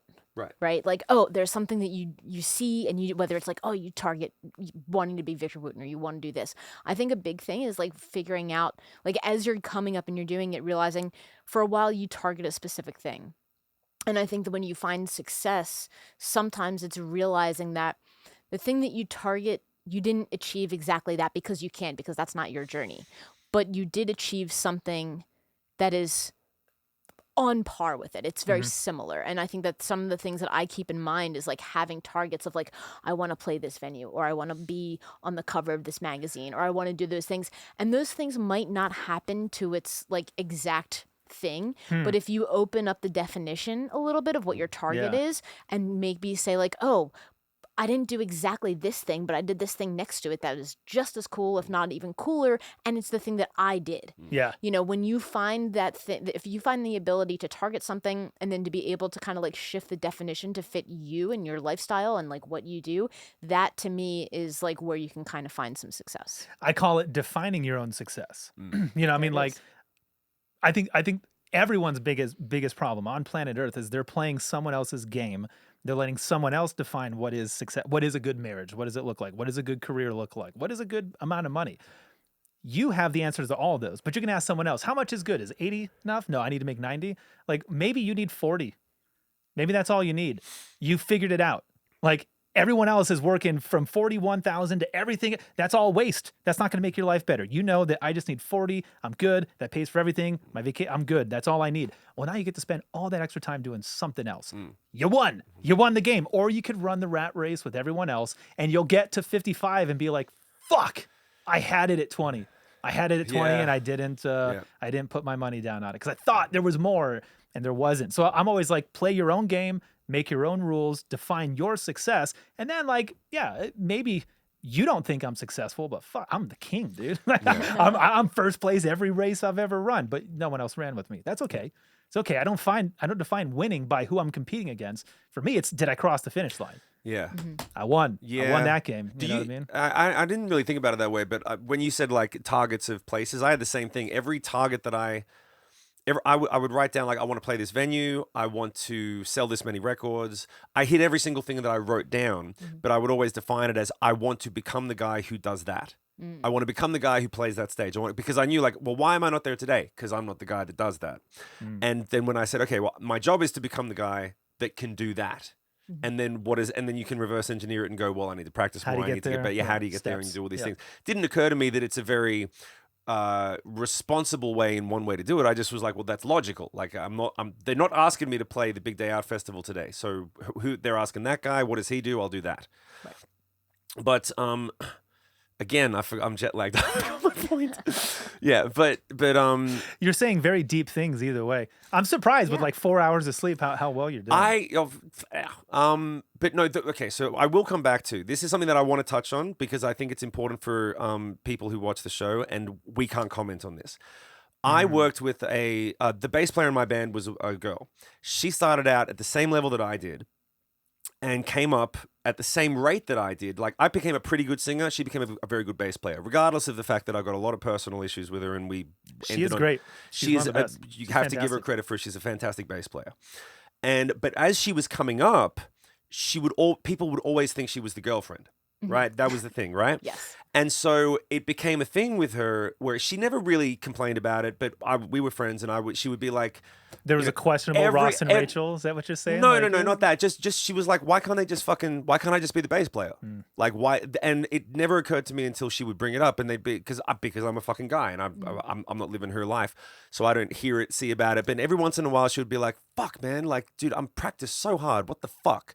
Like they call you the singer and they call me the girlfriend. Like they see me playing the bass, but I got to go up there but it would make her work harder, right? But it didn't occur to me until I started coaching, and a lot of girls feel this way when they're coming up. They're like, I do the same amount of work, but I have this thing. It's a man's world in being, especially, and being a session musician might even be. I don't know if it's better or worse or different being a session musician, but in terms of you, I can imagine that you don't deal with that anymore. You're a fantastic player, and well, maybe I'm wrong. I would assume that We're using you're- imaginations. Yeah, yeah. We're I using would imaginations. I assume, like this. I would assume that you're like, but the thing that what I want to really focus on is there's someone watching this right now who's dealing with that. Yeah. And we've just talked about a million things where we've gone, man, I wish I'd known this when I was younger. Is there something that you've discovered along the way that was like, this really helped me deal with that side of it because it's a unique thing that you have to deal with? Yeah, it is, and it is something that I deal with constantly still, too. It is interesting. Sometimes I don't necessarily get the girlfriend; I get the merch girl. Okay. If I walk into a venue, and this is funny, I was on tour this summer, and this happened at least 3 times in a 12-show tour. So, like, a quarter of the time. I go into a venue and they're like, oh, merch is going to be set up in the front. And I'm like, Cool, I'll tell the merch person. yeah, I'll tell the merch person. So so sometimes you get girlfriends, sometimes you get the expectation like, oh, well, what are you doing here? You couldn't have gotten here based upon your merit or whatever it is. Or and if it's my situation, it's kind of like, oh yes, the merch, you set up the merch over here. And the way I deal with it is that like people walk into a room with with expectations, and you do that anytime, no matter where you are. Like if you walk into like a store, like sometimes it's funny. I worked retail for a long time. Like I've had a lot of various jobs. I used to work at like J. Crew for a couple of years, and if I'm in a retail store, sometimes people just come up to me because they think I can help them find something. Right. And you're like, I don't work And I'm here, like, but I don't work here. Housewares is on aisle 13. But for some reason, there's something that like people project a thing. I get hostess a lot. For some reason, I think that people come to me because they think I'm going to help them with something. People ask if I'm a cop. Okay. People come to me like, Even hey, with the tattoo? do you guys see someone stealing something over there? I'm like, Yeah. I'll go tell a cop. Yeah. I'll go Yeah. find the police. And the thing that I do to deal with that is that like it's so interesting that people think these things, and it has nothing to do with you. Uh-huh. It has something to do with them. It has this thing where it's like you go into a place and you see somebody and like you're just programmed to think certain things. And I also know that there's a generational thing too. Like a lot of times if I go into a place and I'm working with like younger people and especially women that are doing certain jobs, the questions that I get asked are different. The like, oh, what is your role here is a different question than getting like, oh, the merch is over there. Right, Know. So I think that part of it is just dealing with that and then being able to say to yourself like, okay, let me try to put myself in those shoes and say like, okay, if I were a 60-year-old dude at a venue that is just making sure that the doors are open and people are able to come and do their job and they see some like girl coming in wearing yoga pants and stuff looking for the bathroom, that they might be the merch person. And maybe someone said, hey, merch is coming through in 5 minutes. And you're the first one to walk through the door like, hey, merch. Exactly. You're like, you don't know. I'm not giving the benefit of the doubt, but you never know. You don't know. And then I have to say to myself, like, yeah, maybe I am presenting this way until the moment you get to prove yourself. Yeah. And then I promise you, for as many times as I have gotten the merch girl, I've also gotten a conversation afterwards saying, oh man, like you were so great. I know, I'm sorry earlier I mentioned blah, blah, blah. Like there have actually been many times where people have come and have apologized for that initial impression. So part of me is realizing like, yes, like somebody might assume that you're the girlfriend or you're the merch person or that you're doing something else and you're not the person that's playing instruments, because it's still a new thing, like it's still, maybe not now, but at least like when I was coming up, it was still there were very few women that played instruments. I think that with like everything that's going on with like social media and everything like that, like things are starting to change a lot. And I think the expectations are different now, but I have to remember that like I might be presenting a certain way until I actually get to do my job.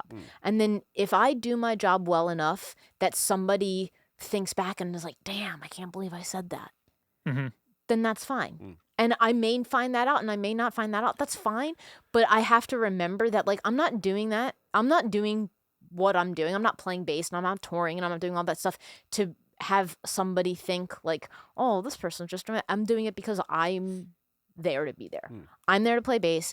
I'm there to be part of the show. I'm there to support the artist, whatever it is. And I'm going to own what I'm doing. And when I have the opportunity to show you that, then the impression is going to change. And so I think that part of it is just learning the patience of like, let me change your impression. Because at first, like, things are just still so like rooted in the initial impression of like what it could have been. Yeah. That's good. I never actually considered when you just said like put yourself in their shoes. I remember the experience that I had with Emma was she would just get pissed off. She would be like, I've worked so hard. Why do I have to deal with this? She never went to that place. But that's exactly why I asked the question, because there's going to be a lot of people watching right now that are like, oh, yeah, she's right. Never really thought about it like that. And I remember that was how I got over, like, I used to get bullied a lot in school. It's the reason I started making music. And a long time later, teachers used to ask me, like, how'd you get through that? And I'd say, well, I'd always look at it as their problem. Something's wrong with them. They're doing, so that's a shame that they're acting that way. And you're putting yourself in their shoes when you're the person who's because when someone does that, you're the person who has to say, no, I'm not the merch girl and the bass player. Like, Yeah. then the Yeah, element, that always falls on you. The yeah, other like part, why do you have to deal with that impetus? And so like when you're getting bullied or when you're dealing with anything, you go, well, why do I have to deal? Because you've got a problem. You're making an assumption. Why do I have to deal with it? Getting past that really helps to resolve the problem. And saying and having enough experience or wisdom to be able to go, yeah, he's a 60-year-old guy. He doesn't know any better. That's just how he's trained. That's what he's going to think. Not my problem. Well, and it's so unconventional that if you think about it, like there really weren't female touring musicians much until fairly recently. Yep.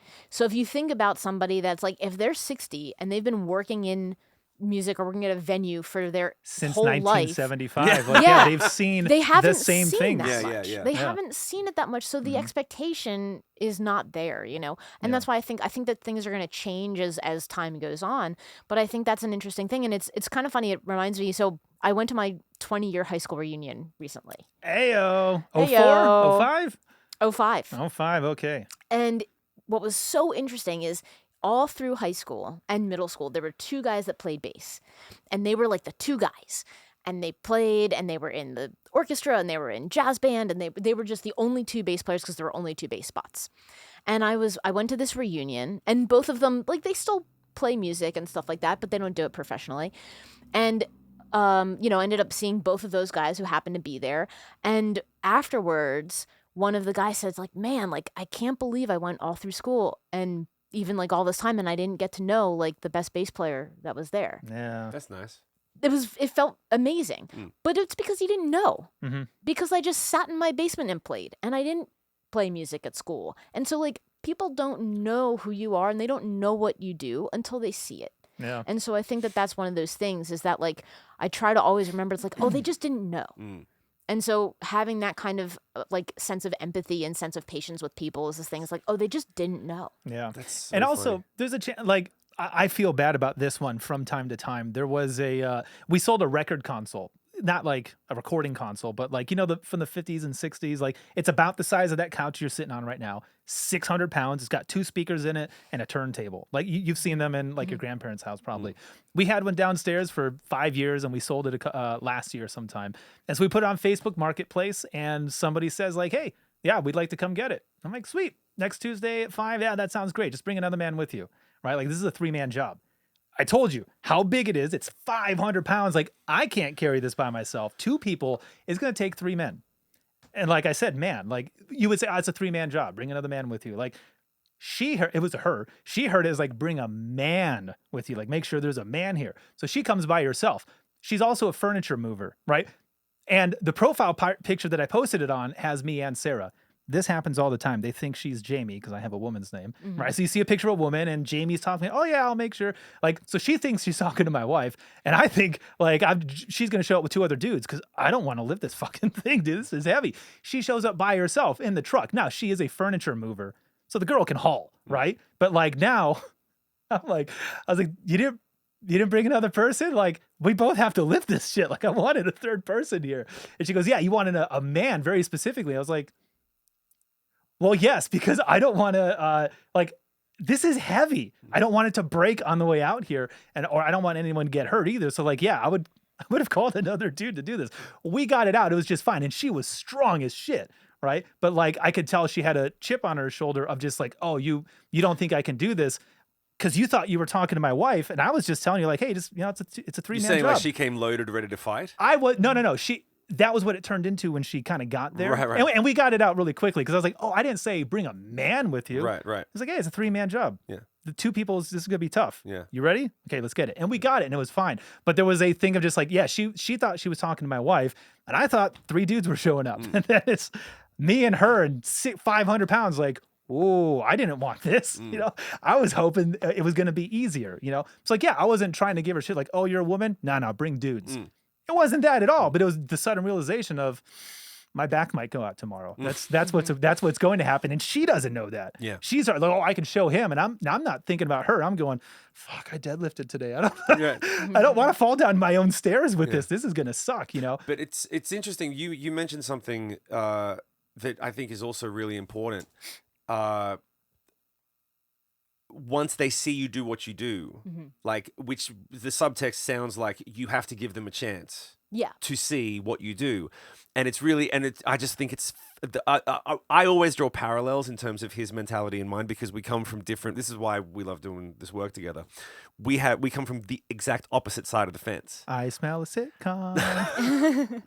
And so, because he comes from session musician, serve the artist, and I come from, I'm the artist, fucking serve me. I love it. Yeah, that's great. And I don't have that mentality now, but I did, and I'll own it. And the thing that I love, the reason that I've transitioned into coaching and teaching people now is because when you have enough self-awareness to be able to go, my ego tells me that you need to know how great I am. You basically said the same thing for a different reason, which is, I'm not going, and this is so important. The reason that I'm saying this is because I really love when I find a thing that you can impart to someone that gives them that little moment, that nugget where they go, oh, now I'm going to think that way. And that's the ripple effects are going to be a huge thing. Yeah. Where if I say, like, for example, if I'm coaching a girl and she's a bass player and she goes, no, another fucking guy came in, merch girl. If I say, well, he's 60, can you blame him? That's a fucking dick thing to say. That's a super white male, stupid thing to say. But the way that you said it is, well, he's coming from when I deal with that, I put myself in his shoes. He's got a different upbringing, coming from a different place. And I'd be offended if he said that after he saw me play bass. That's the same thing said in a very different way. Yeah. And the idea of coming from, you can't blame people for what they don't know. The way that you said it is very humble, very much like, I'm going to continue to work on myself and wait for people to see who I am. But I literally have the exact same thing that I say from the exact opposite place, which is, I'm so fucking good at singing and I'm going to be such a fucking rock star, and it's not your fault that you don't know it, but I'm going to show you. And the reason it's important is because we talked about this last week, where I was one of the pivotal things for me was I was about to go on stage at the Big Day Art Festival, which was that one of those targets, right? Okay. So before I go on the stage, I'm freaking out. I'm so nervous, dry mouth. I'm going to blow it. And I blew it the night before. In Brisbane, I totally fucked up the show. And everyone knew it and everyone was sympathetic, but they were like, you can't suck. If you suck, we all suck. It took a lot of time to get here. Don't suck. And I'm like Shim from the garage, like imposter syndrome. And so my manager basically said, like, you're not doing anything strange by going out there and being a rock star. They're expecting a rock star. Play the rock star.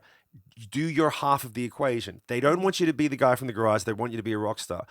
And so I had to flip my mentality and go, oh, what would a rock star do? What would some guy who's so fucking great and so up himself, the biggest ego, like the Freddie Mercury ego, would be like, it's not your fault that you don't realize you're about to see the greatest singer in the world. So let me educate you while I'm on this stage. And that mentality got me past my nerves. It got me past but that thing of like, it serves both sides. It's just, I'm realizing it as I'm talking, because singers and people who are coming from the ego place, they're like, why don't they like me? Why don't they like what I'm doing? And it comes from such an insecurity level of, well, they don't, you can't blame them. You have to show them. You have to, and it turns out, if you really pull your head out of it, if they didn't clap enough and they didn't buy a shirt and they don't want to come and see you again, maybe you should practice more. Like, maybe it's not like you have, what you're saying is, it's not their fault for not realizing that you have the potential. But it's your job to show them. Yeah. Your job is to show them. You can't blame them. People go, well, in a year, you don't get up and sing a song and go, guys, this is going to be great next year. Thanks for being here while I figure it out. You can't blame them. You cannot blame them. Like, because, and the thing that I always come back to is great doesn't discriminate. Great doesn't discriminate. And when I talk to singers, you'd be like, if you just keep working it, they won't be able to argue with you. And it's basically the same thing that you said, which is like, if you've got a problem with anything, and in your situation it is you walk in and they assume you're the merch girl, that's a problem for you. But it's not a problem after you fucking play. Right. Because great doesn't discriminate. Yeah. And so the objective is like, if you're a bass player, if you're a singer, a guitar player, a drummer, Keenan does the same thing. He's like, if I'm not good enough, I don't deserve to be on the stage. I'm going to be great. Like, there's always a different version of it. But if you've got a problem, being great will usually fucking solve it. If you just keep working on you. You can't blame them for They grew up, they're 60 years old. You walk in, they think you're the merch girl. You didn't sing the song right because you didn't practice enough. You can't blame them. Keep practicing. Whatever the word is, like, if you were great, you wouldn't have that problem, right? And so eventually, but having the wisdom in your situation to be able to go, I'll be offended later if they see me play and if they still think that. And then, of course, you never have to deal with that. Right. But that same thing applies of like, great doesn't discriminate. If you're Oh, great, absolutely. it will resolve your issue for you. And if you can tell that to everyone who's listening, who's coming up, it's like, you're not just doing it to become that person at the end of the road. You're not doing it to, when I get to that point, this is the point that I just realized I'm trying to make. You're not getting to the point of becoming the person who can play the big day out, who can do the Victor Wooten stuff, who whatever it is. You want to get there so that by the time you arrive, it won't matter anymore. Yeah. That's why you do it. Because up until there, it all matters. If you have to justify your place in the band, then it matters. If you have to explain to people like, I'm really going to be great in a year because I can sing this song, just give me a year. If you have to explain it, it sucks. Once you get to great, you don't have to explain it. That's why you do it. Because it evaporates the problems. You don't have to explain, you just exist. And that's something that's very important to me. Like I never I want to say never, but my least favorite people, I call them I'm gonnas. You know, and I'm gonna, someone, oh man, I'm gonna do this. I'm sure you're gonna release the record finally. Yeah, no, you're not. Like, yeah, we're gonna start playing shows. No, we're not. Like, whatever. Some people are just I'm gonnas. They're building the thing, and maybe they do build the room, but they never do the thing that they built it for. It's coming. They're always gonna. And like for me, the reason I don't want to say I don't like them, but I don't get along with those people because they're always talking about what they're gonna do. What they're gonna do, not what they're doing or what they've done. Yeah, and I mean, I don't like talking about myself anyways, but I almost never talk about future tense. You know, I'll tell you about what I'm doing now, or I'll tell you about what I've done already. But like what's coming down, I'm not that confident, and I don't want to, you know, I don't want to like appear like, and I'm gonna like someone says like, oh, I'm gonna do that, and then 10 years it still hasn't come true yet. You know. But that's just a quality that I don't like in people because then you're always talking about things you're going to do. And you know what? If you could do them, you wouldn't talk. You would just do it. Adele doesn't need to talk about how great she is. You can just watch her and be like, yeah, that's great. Yeah. It doesn't need to be defended. Yeah. You know, Joe Rogan says you just need to be undeniable. And it's like, yeah, that is undeniably good. Yeah. No one's arguing with you. That's I think that was one of the things that got me to great doesn't discriminate. It's just a nice rhymey way of saying it, but it is like, yeah, once you get to that, like, and Chris, when Superman was sitting here and he was like, yeah, he lived in Australia. In Australia, it's not common for people to go abroad and become successful. You either don't do it or you do it and you fail because it's really fucking hard. And so, but when it happened, people were just like, oh, I guess he's doing that now. Like they just were like, oh, he's actually like, it's done. He's doing it. It's happened. It's not, he didn't tell people like, I'm going to, he was like, oh, he mentioned it a couple of times, but then we didn't see him for a while because he was fucking doing he did it. Exactly. Yeah. And if you talk about what you're doing, you're not doing you're not doing it. Yeah. Show me. Well, that's interesting as well. Like when you were coming up, right? And you're now fully formed. But when you were, in most people's perception, Yes, right? yes. Well, no, actually, I'll reframe have that. a I'm No, in No. I'm in process. I'm like, you know, we're loading. Right. Can you point this mic just a little bit more towards your face? Absolutely. It'll swivel a little bit. Sorry, Yeah, we're perfect. No, you're loading. good. Right. But we've loaded enough that it's gonna fully download. Right. But like that, however, that's what I mean is Fully loaded. 10, 20 years ago when you were coming up, the target was where you are. Right. Right. Yeah. So you were not fully formed in that definition. Correct. So as you're coming up, how did you frame it? Like what did you frame the target as? Like you were explaining to people when they say like, man, you practice all the time. How do you respond by going, well, yeah, I'm going to be famous, or I'm going to be a bass player that can play any band, or I'm going to be Victor Wood. How do you frame your shit? Ooh, I don't know. I think that there are things that I've always like wanted to do. And so I think there's a difference between the I'm gonna and I want to. Mm-hmm. Yeah. And so I think that I like to have that differentiation because the I'm gonna means that you can predict what's going to happen and you can't. If there's one thing I've learned, it's like you can't predict where a phone call is going to come from. You can't predict what gig like sometimes people ask like, oh, like what gig do you want to have? And I'm like, I don't know, because whatever the gig is dependent upon not just what the music is or the artist. It's about what catering is like and all these other things. Yeah. But I think the notion of like, oh, I want to do these things and then reversing that and being like, okay, well, what do I have to do if I want these opportunities that I see other people doing. And so I think the thing of like, oh, I want to achieve that thing. What do I have to do to get there? Is like, oh, you have to go through all of the stages. Like I know very few people that kind of just like had it hit right off the bat and didn't go through all of the stages of like drive into a gig that's 2 hours away and then Yep. playing until 1 and then having to drive home, or like, man, I did casino gigs from midnight to 3 a.m. and that And was now the I can't worst. breathe. Yeah. And then I'm I getting did PTSD right I just now. did one of Yeah. those in Kentucky last month. It was Woof. brutal. Yeah. and then breathing like this. you don't say like, oh, I want to do a van tour where we have a 9-hour drive to New Orleans for one show. You don't want Don't to do fucking that. say anything. Don't say anything. You don't want to do that. No, it's not fun. You want to do what comes after that. Mm. And then once you get there, you can say, I don't want to do that anymore. Yes. So I Yeah. think there's an interesting But framing. there's a rite of passage. There's a rite of passage, and you have to do it. You have to be like, man, yeah, like I remember when I had to take a shower in a place that I didn't want to. Yeah. Because you were tired. It was the 9th day in a row of using baby wipes. Yeah. There wasn't even water for the past Just all 8 of it, days. So yeah. you're like, I'm going to shower in the sketchiest Yeah, but the circumstances truth- because it's better Yeah. Yeah, than but the- Johnson and But Johnson's the in truth the is that bathroom. if you turn up to like one of the gigs that you're playing, where Yeah. you're playing a big venue, big players, the whole thing. If you're the guy in the room that doesn't have one of those stories, then you're not really part of the posse. Like Right. if you You have don't to. know what it feels like to rub a baby wipe on every fucking inch of your body, then you can't fucking hang. Inside of a stall that's like smaller Yeah. than your body because Yeah, it's but you mean at Sylvie's in Santa Monica? Yeah, Uh-huh. yeah, I remember Yeah. that. Like you got to know the stories. You have gotta to know the places, stories. Yeah. Yeah.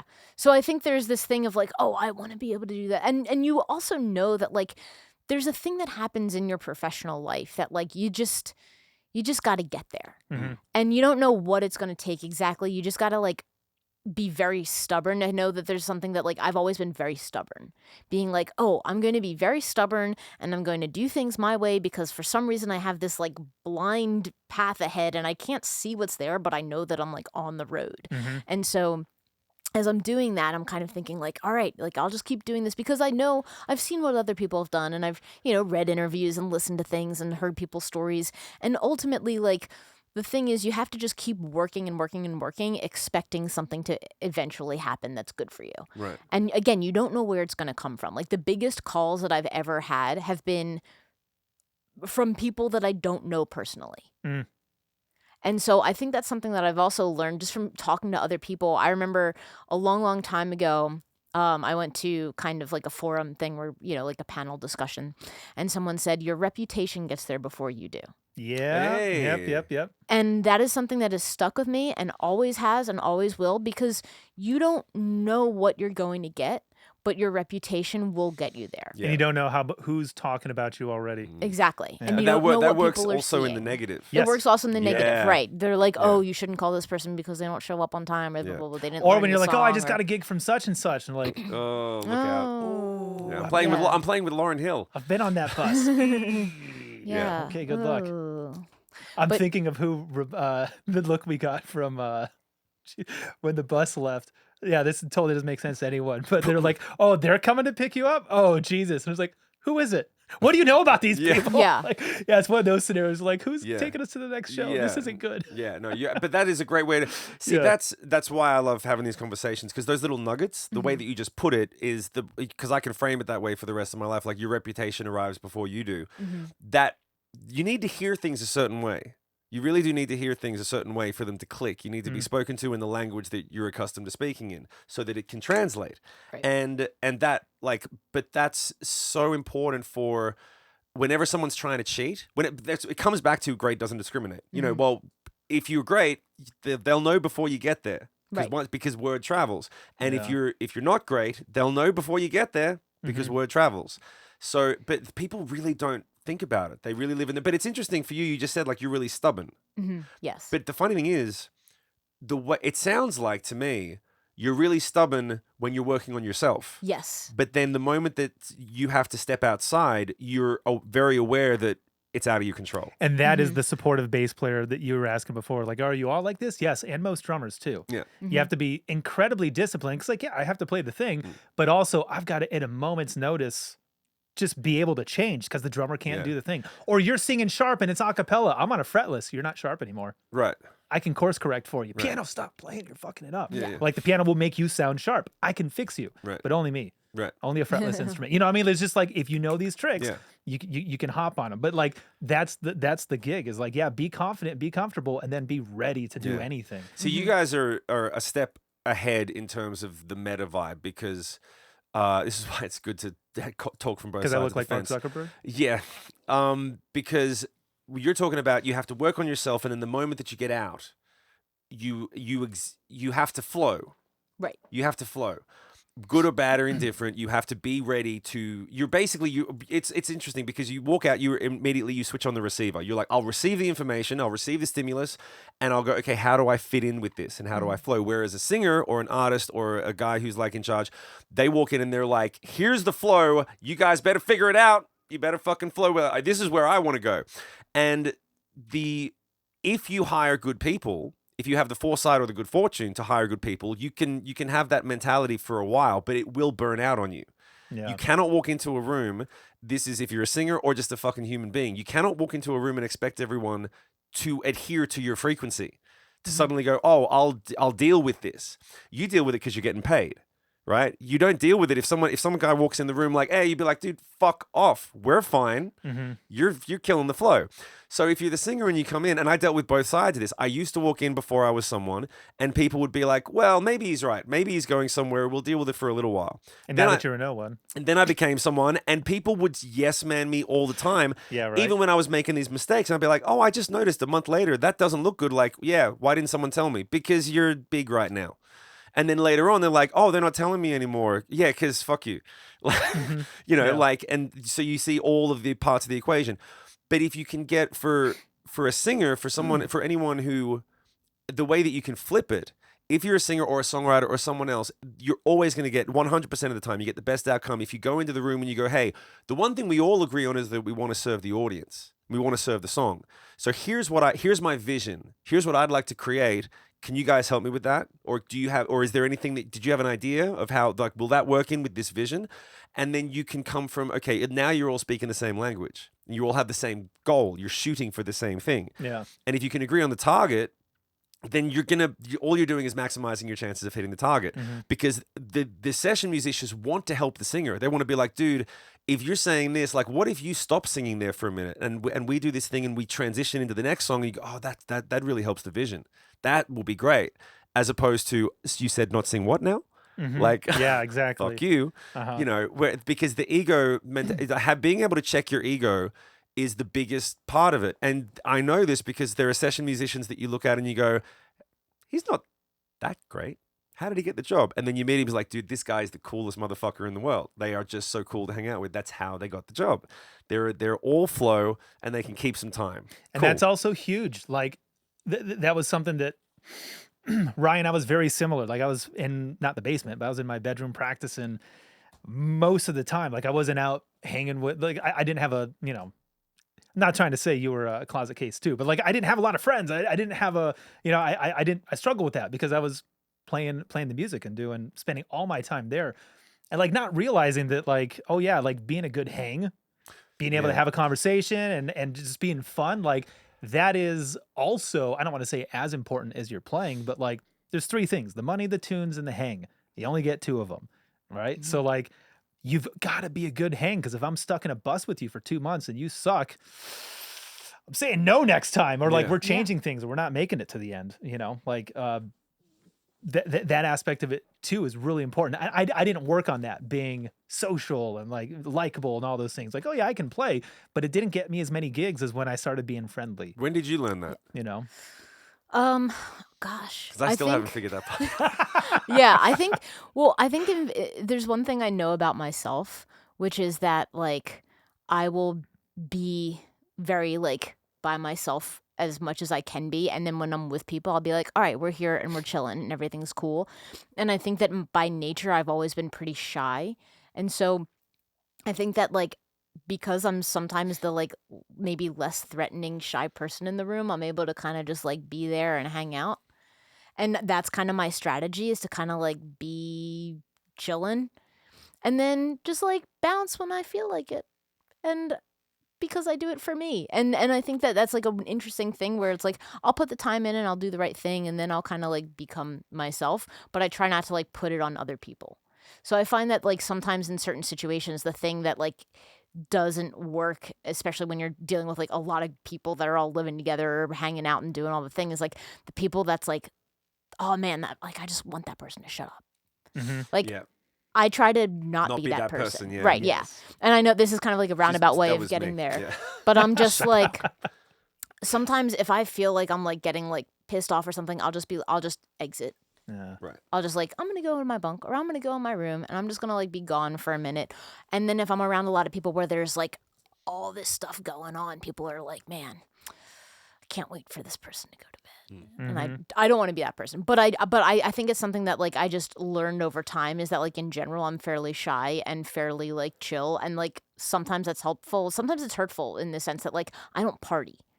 Like I don't party with the gang as much because I don't drink alcohol. Because and it hurts. It hurts, and I don't like to stay up late, and so like I'm like the grandpa in a way, and so I just like go and do that. So I think in one sense that kind of is like hurtful for me, but people also know that they can count on me to like be the first person to leave a party. So if someone's like, oh, I want to go, they'll be like, you know who's gonna want to leave? Right. Well, we got to be done by 9. We get Sarah and Jayme are the same. Like they're leaving at 9:30. They're Yeah. not sticking around. Yeah.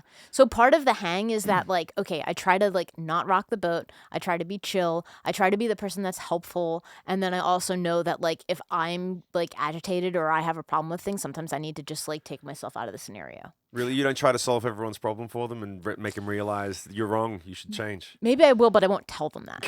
Well, here's the reason why that's very also smart. That's also a great move because like people think I'm a lot smarter than I am because I just don't talk very much. I'm on a podcast. I'm talking a lot, but in regular life, like I'm a listener. That's a bass player quality, right? Like listen, play, say more, listen. You also play less, listen more. You also have a catalog of non-committal responses. There's that too. But you know what I mean? Like There's for that the most too. part, You're not wrong. Well, for the most part, I'm doing a lot of listening and not talking. And then when I do share something, if it happens to be profound, so dude, Jayme he's one of those guys, man. He's got so many. Like, no, I spoke 5 times and 4 of them were something smart. I could have said 19 other things that, you know what I mean? Like, I've got plenty of stupid shit to say. I just didn't say it. That's something my father always told me. Better to be thought of as a fool than to open your mouth and be relieve proven all right. doubt. Yeah. Right? Just like I could prove to you how stupid I am, or I could keep my mouth shut and you all think I'm smart because I just didn't say anything stupid. You know what I mean? So yeah, if you're not there when the problems are around, like, oh, dude, Ryan, she's easy. You might not be easy. It's I just, might not be. It's just whenever the trouble is there, you're not. So there. Ryan's not any trouble. You know what I mean? She's just easy. You know, so like a lot of times the things that you don't say, that you don't do, that cooks up your reputation. Same thing. People don't invite me to parties.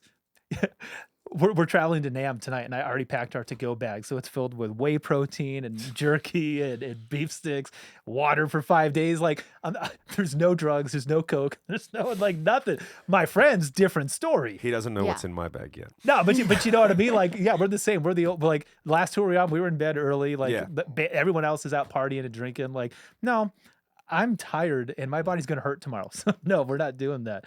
But like, then that leads to, oh, Jayme doesn't like people who party. Jayme doesn't approve of partying. He wouldn't. Let's not invite him because I don't want to feel bad. Like, Grandpa over here feels bad, not you. Yeah. Why are you putting that on me? I'm not looking at you. Even though you do judge them. Silently. It's another Everyone. bass, Just another to be bass clear, player thing. Just to be clear, everybody does. Let's just call it what it is. Like, everybody does. Yeah. But it's because we've been there, we've been through it, and we're like, oh, I remember when I was stupid. I'm just saying, like a bass player, sometimes the loudest thing you can say is in the absence. And so not being there, what you don't do, what you don't say, the eyebrow that you don't lift up, your reactions that you didn't do also speak as loud for your character and your reputation and all these things like that you might not even be aware of. I wasn't aware people thought I was smart because I know how dumb I am. You know what I mean? But a lot of my friends, they think I'm kind of intelligent because I don't say very much, you know? So like you can always use those things to your advantage as well, you know? It's interesting that silence can be intimidating. For sure. Yeah.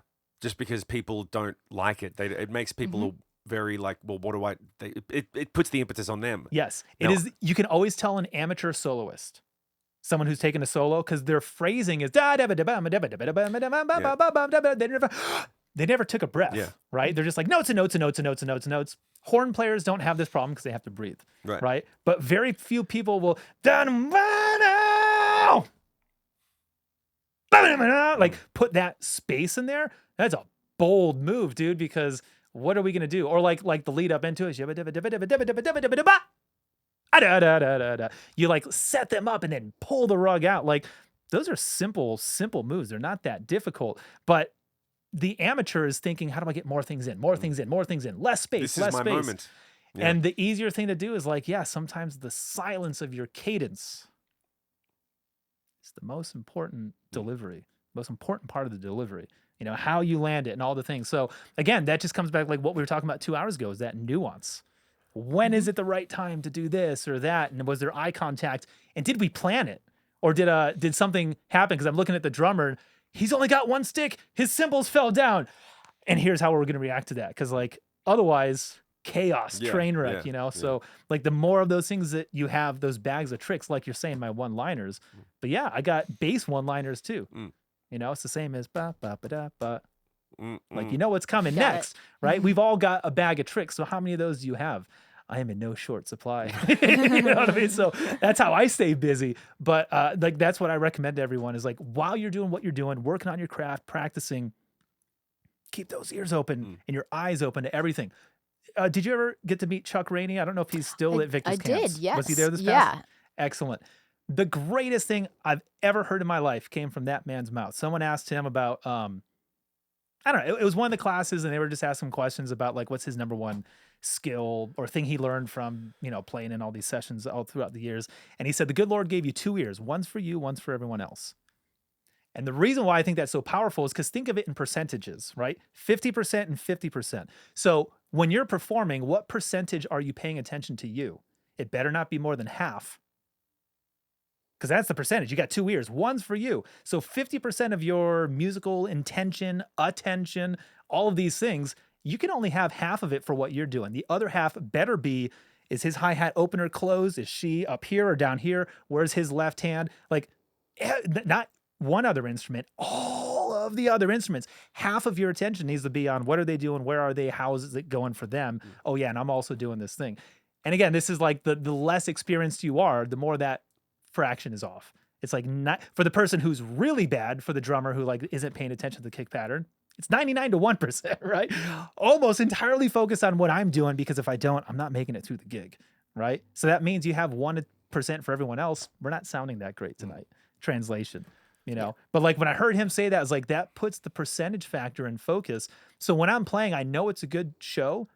If I'm like comfortable, things are good, and I'm like, yeah, his hi-hat's about that big. I might not be able to see it, but I can tell. It's not wide open, it's not tight, but I know where his hi-hat is. And I know that the piano player is on a pad, not Rhodes. And just being able to answer simple questions lets me know, oh yeah, I'm paying attention. I know what they're doing. And if something changes, I'm going to be one of the first ones on it, you know? And I don't know, I got that from Chuck, just being like, yeah, always pay attention to what everyone else is doing equally as much as what you're doing. Those percentages need to be accurate.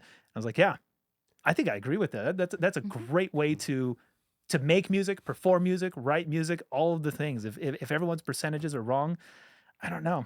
I can hear it, I can tell it, I can see it. When I see bands do it, I'm like, yeah, everyone's just playing their parts, and that's all that's happening. Yeah. We're performing our parts. I don't want to say there's no music being made, but we could have done a better job. Well, I think that goes along with like being a bass player. You know, I think the thing is like we accompany.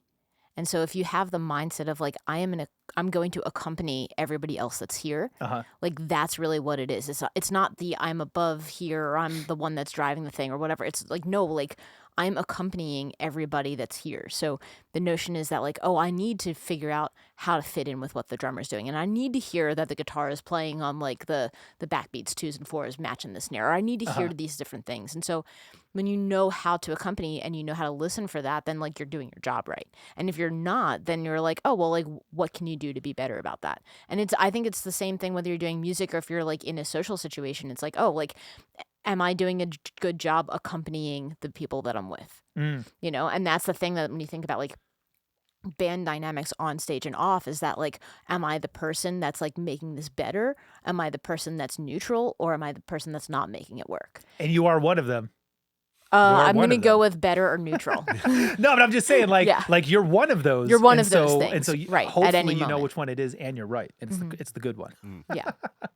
Yeah, but that's because we accompany. And I Yeah. think that that's like a thing that like when you find success doing something when you're part of a group, whether you're part of a rhythm section or you're part of a band or whatever, it's because like you know how to accompany other people well. Yeah. I've got one last question. We've been talking for so long. I didn't realize this. This is probably our longest I episode. think it might be. Yeah, we're doing damn good here. Wow. Let's ask one last question because I know you've got to go. You got sound check and rehearsal. Is tonight a show? Tonight is a show. Tonight's a show. Yeah. This is going to go live on Monday. So anyone who's watching, there's still shows Tuesday and Wednesday. There will be shows, I think, Wednesday, Friday, Saturday. Okay, so wherever you are in the world and you're hearing this, those are the dates. But this is a question I'm genuinely interested in. It's something I try to ask everybody is finish this sentence for me. And if you want me to go first and give you my answer, I will. But I'm genuinely interested in yours. Music is fill in the blank. Do you know what that word is? Or is it a word? Is it a sentence? Music is, what is it? And I'll give you my answer if you want some more time to think about it too, because I've said it a million times. But do you know? Do you have an answer? I have an answer. Okay, what is it? Music is something I care about very deeply. I like that. And your explanation is just because, sorry, and also like just explain the answer. Obviously, I know you care about it deeply, but like, why is that your definition? It's something I care about. It's something, okay. I was at the gym this morning because that's what you do when you're on the road. Park M Gym has a good one too. Yeah, it was a good gym. You know, had my little elliptical, you know. No sauna though. No sauna. Yeah, it's a drag. Yeah, you got to pay for that. Oh shit. But you know, if I'm at the gym and I'm working out and a song comes up and it's not the right thing, I'll skip it because I want something that I care about more to accompany the moment that I'm having in my life. Or if I'm on a flight and there's like an awesome sunrise and I can like look out and see the sky and the world and have the perfect song to accompany it, it is something that is an important moment for me. Say your definition again. Music is what? Something I care about very deeply. Because it accompanies all these other experiences that you have in life. And it's something that if you care about music and you care about like how it accompanies what you do in the world or how you fit into it, being like, oh, I care about it so much that I'm going to practice it. I'm going to work it. I'm going to make sure that I bring the best version of myself to the music. You wouldn't feel that way if you didn't care deeply about it. And so when you think about like, oh yeah, like music is so big, it's such a huge encompassing thing that the only thing I can say is that I care about it very deeply. I'm not trying to poke holes in it or anything, but I'm just curious. That's from a musician's standpoint, right? Like music is so important. And so like, yeah, study and practice and like devote because, you know, I'm just curious for like anyone who like doesn't play an instrument. Like my wife probably has the same answer, but she doesn't she doesn't practice. She doesn't play an instrument or anything. So like, what about people who, you know, like they would have the same answer. Like, yeah, I care so deeply about it, but I'm not going to work on it. I'm not going to learn on it. I just like to listen to it, you know, like what is their way to get in deeper with it? Is it just because they're so emotionally and like connected to it? And, you know, cause they don't have what we have, right? You know, they're not, I always say to my normie friends, like my relationship with music is much more intimate than yours. I get it. You've spent hundreds of dollars on tickets and done things, but like I spent 35 years, 10 hours a day. Like we're not the same, you and I. You know, I have a different relationship with this thing called music, but I'm not going to say mine is better. You know, it's a different one. You're friends with my wife. I'm friends with my wife, but my relationship with her is different because we're connected on a deeper level than just, oh, we work together and we grew up together. That's deep too. But marriage, we signed a contract. We did, you know, like it's different. It's not the same, you know? So that's one thing I'm always looking at, like musicians and non-musicians. Like a lot of times we can share the same answers, but like, it doesn't mean the same thing. Cause well, yeah, they're not going to go home and practice, but it is still one of the most important things to them. Or is it? I don't know. I think it just depends. Everybody has their own definition of it. And I think that one of the things that impacts my relationship to music is that, like, when you care very deeply about something, it can also hurt you. Yeah. You know, so when you lose an opportunity or when you make a mistake or when something happens, when you care about something and it disappoints you, like you are hurt by it. So I think that that's one of the interesting, the kind of like the bad side of that definition is that like when you care about something very deeply, it also It has the power to power hurt to you. hurt you. Yeah. It has the Yeah, power to man. hurt you, or it has the power to make you feel elated and great and the best day of your life, whatever that is. And everybody has different levels of what they care about. You know, it's like, yeah, there are things that I care about very deeply too. Like, oh, I care about pasta. I don't care about pasta the same way like Scott Conant cares about pasta. Yeah, right. You know, I know that he does, and that's his level, and that's great, and I care about it too, but to my level. And so I think again, it's just that like notion of like, yeah, like people that don't do music can still care very deeply, and they don't have to know how my definition is different. I have to know how my definition I guess is yeah, it's the different. same with food. Like I can enjoy a plate, and my reaction is like, yeah, I'll order another. But I'm not getting behind the kitchen to go learn how to make a red sauce. No, that's what you're for. Yeah. Mhm. You know, I like that. That's good. What's your definition? I don't know. I don't remember. I honestly, I've checked out about an hour ago. No, I'm kidding. I'm so jet lagged. My definition changes. You know, sometimes I let my definition change based on what it's doing right now. Like 2 years ago, it would have been a different definition to what it is now. Yeah, I agree. You know, so like at the moment, I changed my definition to manifest my future, which is music is fun, because Yeah. it wasn't before. And so now it dictates my choice of, is that fun? I don't do that. Like, it's not fun. I don't do that. Is that fun? Yes, I'll do that. As opposed to, will that get me somewhere? Will that improve well, maybe I'll deal with that after I decide if it's fun. But if it's not fun, I'm not doing it anymore. Well, because those things won't be worth it if it's not fun. Yeah. So like my definition is now protective, manifestive, all that sort of stuff, because I used to be like, music is life, music is my essence, and all this artistic bullshit. And that got me to a place, but the question wasn't, is it fun? Because I would put myself through whatever was required to get to a #1 record or whatever the target was.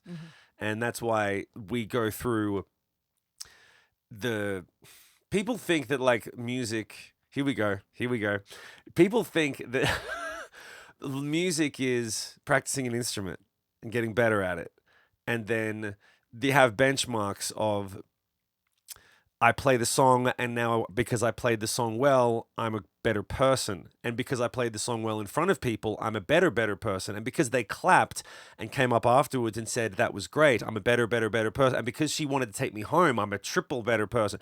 And all of these things, and you think that like you have to you think that music is this vehicle to get you somewhere, or that you will use it in tandem with yourself.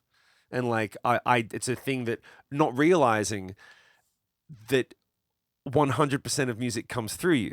Yeah. All music comes through you. It's not for you, it's not because of you, it just is. It was around before you showed up, it'll be here after you showed up, and it's the subtle language of humanity. That it makes us feel things. It makes us feel more connected to each other. The currency of it is feeling. I use the word currency because people like to be like, well, how much did that record make you? Well, what's your definition of currency? Is it money, or is it the emotional impact it had on an audience? Free Hugs Or video. something you can leverage for later. Yeah. Free Hugs video was by definition free in all aspects because it was before YouTube was monetized, first viral video in history, but it made millions of people make their own free hug signs. Well, the emotional currency was unsurpassed. So it's like, it depends on your definition of. So the question comes into, well, you know, the next question of what music is. The question is, well, why? Why do you need to ask yourself? Do you ask yourself because you need to understand why? Why do you do all these things? Or is it just fun? Because I have no choice. Because if I don't, I feel bad. Why do you breathe air? Because if I don't, I feel bad. And it gets worse the more I don't do it. Yeah, right. Why do you eat food? Well, sometimes for pleasure, but if I don't eat for long enough, I'm going to get sick. Why do you play music? Because if I don't, I'll get sick. Yeah. I really that's the will. truth. I will become mentally Yeah. ill. That's in my one- #1 pickup. Yeah. It's like and you can define you can define it as like, oh, so music is your medicine. You go, well, if you need to define it, cool. But if you understand, you don't. If you're one of us, you don't. And so the thing that is really important for people coming up, I always try to relate it back to that because that's my job now, is it always needs to be is. It just is. Like, if the more things you put in front of that are just distractions. And there are things that are like, well, why do you buy this toothpaste? Because that guy's doing it, and it's on the ad. It told me that that's what I need to buy. Why do you? Well, that guy's on MTV, and people love him, so that's why I need to. There's all these reasons, and then when you finally come full circle, you go, nah, none of that really matters.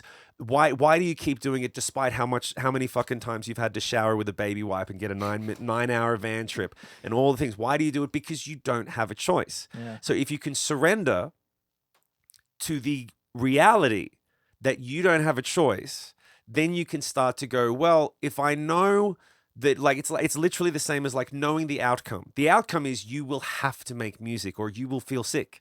If you know that this is the case, the whys, the hows, the whens, they become a lot less heavy because the heaviness is the thing that creates the tortured artist. It's the heaviness. And that's the thing that causes all the problems. If you can remove the heaviness and go, well, even if I was like, I think Picasso was the one who said, if you took away my paints, I'd use pastels. You take away my pastels, I'd use crayons. You take away the crayons, I'd use dirt. If you took away the dirt, I would cut my finger and bleed on the wall because if I don't, it will be worse than bleeding out. I have to create. I have to do this thing. So you can put me in jail. You can take away everything. I'll find a fucking way. And then when you surrender to that, you can go, okay, cool. Now, where do I go from here? End rant. That's pretty good. That's good. That's a pretty good answer. It's very similar to mine. Yes, it's different way. But that's why the coming from the artist mentality and you coming from the different mentality. Let me say this: the way that I came to that, which is music is fun, and I think I gave you that answer. But it used to not be. Like I feel like I went. Like moving here and the lockdown changed a lot of things in my perspective of all. Pick a subject, but one of them very specifically was like my career. What did I do for the past 2 decades? And like, was it correct? And was it worth it? And was I chasing the right thing? Because now I'm here. And I think everyone was asking that question in 2020 and 21, not just me and music. But like the realization that I came to was like I did a lot of performing. So up until let's just say 2019, every show we played together, music is what's the point of music? Perform it perfectly, correctly. That's the classical degree that I have. That's what you're supposed to do. Like execute, be good, do what it takes to get it done. And it's a badge of honor that like, yes, I went out and I did it and it sounded good. It was accurate. All the things, everyone had a great time. Like that's what music is, a perfect production. Or like I did my time. I put in everything. I built the house and look, there's a house here. That's how we know that's what music is. It's the evidence of what it is. Like, no, the house, it's the family that lives inside and the memories they make. It's not the shell that you built, So it's like, I don't want to say that I wasted my time with performance, but if music is fun, everyone knows what fun is, right? Fun is the floor is lava. I don't need to tell you guys the floor is lava. Everyone knows how to play this game, right? Like every 5-year-old, every 7-year-old, everyone knows what the floor is lava is. Stay off the floor, get up. Do you ever watch New Girl? You play that game, True American or whatever. I haven't, FDR. but that's all right. But I don't know, you know what I mean? Like everyone knows how to have fun. Everyone knows how to play the stupidest game. Not Tag, everyone. you're it. Sometimes people do forget. Everyone knows how to play tag, you're it. Right. Everyone knows how to play the floor is lava. And that's all I mean is like, if music is fun, I've played shows and I've done things where the performance was great, but I didn't have fun. Not because it wasn't a fun gig, but I was just so focused on the performance that I kind of missed the hang. Well, you were focused on yourself. That's what it is. That's where it comes from. Probably, And you're probably not doing the 50-50 ratio as much as you should. Well, but I was musically, but not with like emotionally. The other things. Yeah. Like having fun, being out on the road, being in a city you're never going to be in before. Instead of hanging out in Alaska, I was editing footage in the hotel room. The band was out having a good time in Alaska. I was, doing a live stream in Anchorage. I did a live stream for my students in Anchorage. Like, and I'm not saying like that was a waste of time or I should have done that, but like I did that.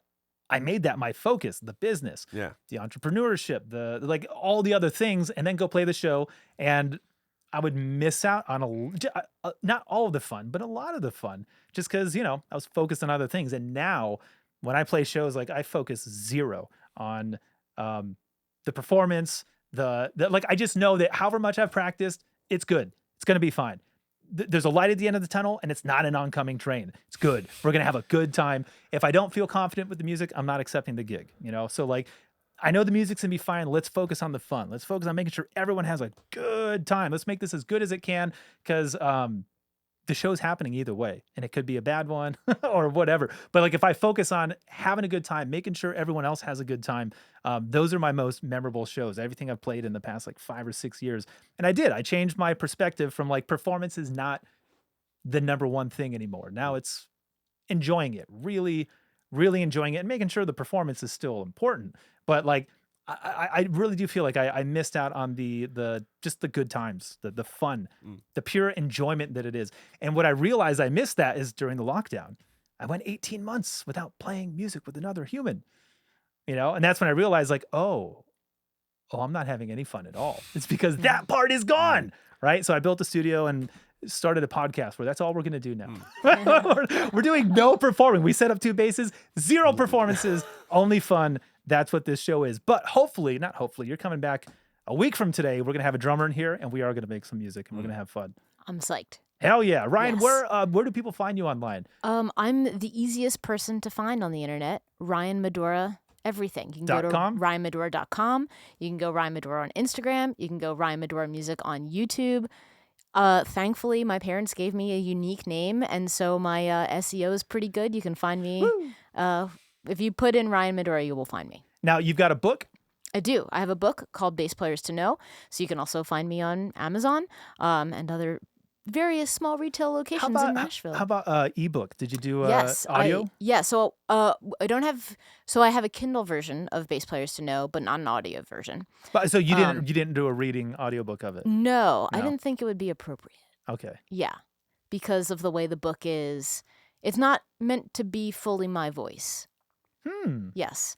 So it's like Victor Wooten's music lesson. You want a bunch of 20 different bass players to do it? Well, no, I mean, it's about, I guess, 32, 34 different bass players. That's right, Yeah. And so it's kind of me talking about them, but it's meant for you to hear their voice, not to hear my voice. I like that. So you can read it in print copy or on Kindle. I also have like a lot of instructional stuff on my website. Like I have a book on beginner improvisation for bass players, blues stuff. I've got if you're a guitar player switching to bass, we have a course called The Guitarist's Guide to Bass, which is really cool.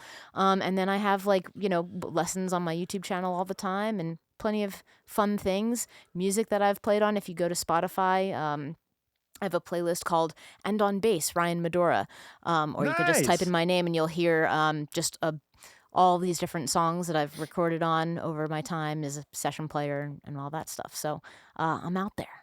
And what's on your Patreon? I know you got one of those too. Yeah, so that is basically if you go to my YouTube and you like my YouTube lessons and you want additional things to go along with those, you can go to my Patreon and get like tab and notation, backing tracks, stuff like that. Sick. Also like little insights, I'll usually share some stories from the road or just, little musings because, for a long time I like wrote for Bass Player Magazine, I wrote for No Trouble, and while I don't really do as much writing for those things, I like to kind of still be able to write stuff for people that want to read it, so I'll post some of those things on my Patreon as well. So yeah, lots of different ways to get out there and check out all the things. Hell yeah. Yeah. Well, we'll see you 1 week, and we're going to make some sound in this room. I'm Let's do it. psyched. Thank you for having me. This is awesome. It's been great talking with both of you. And yeah, music is fun.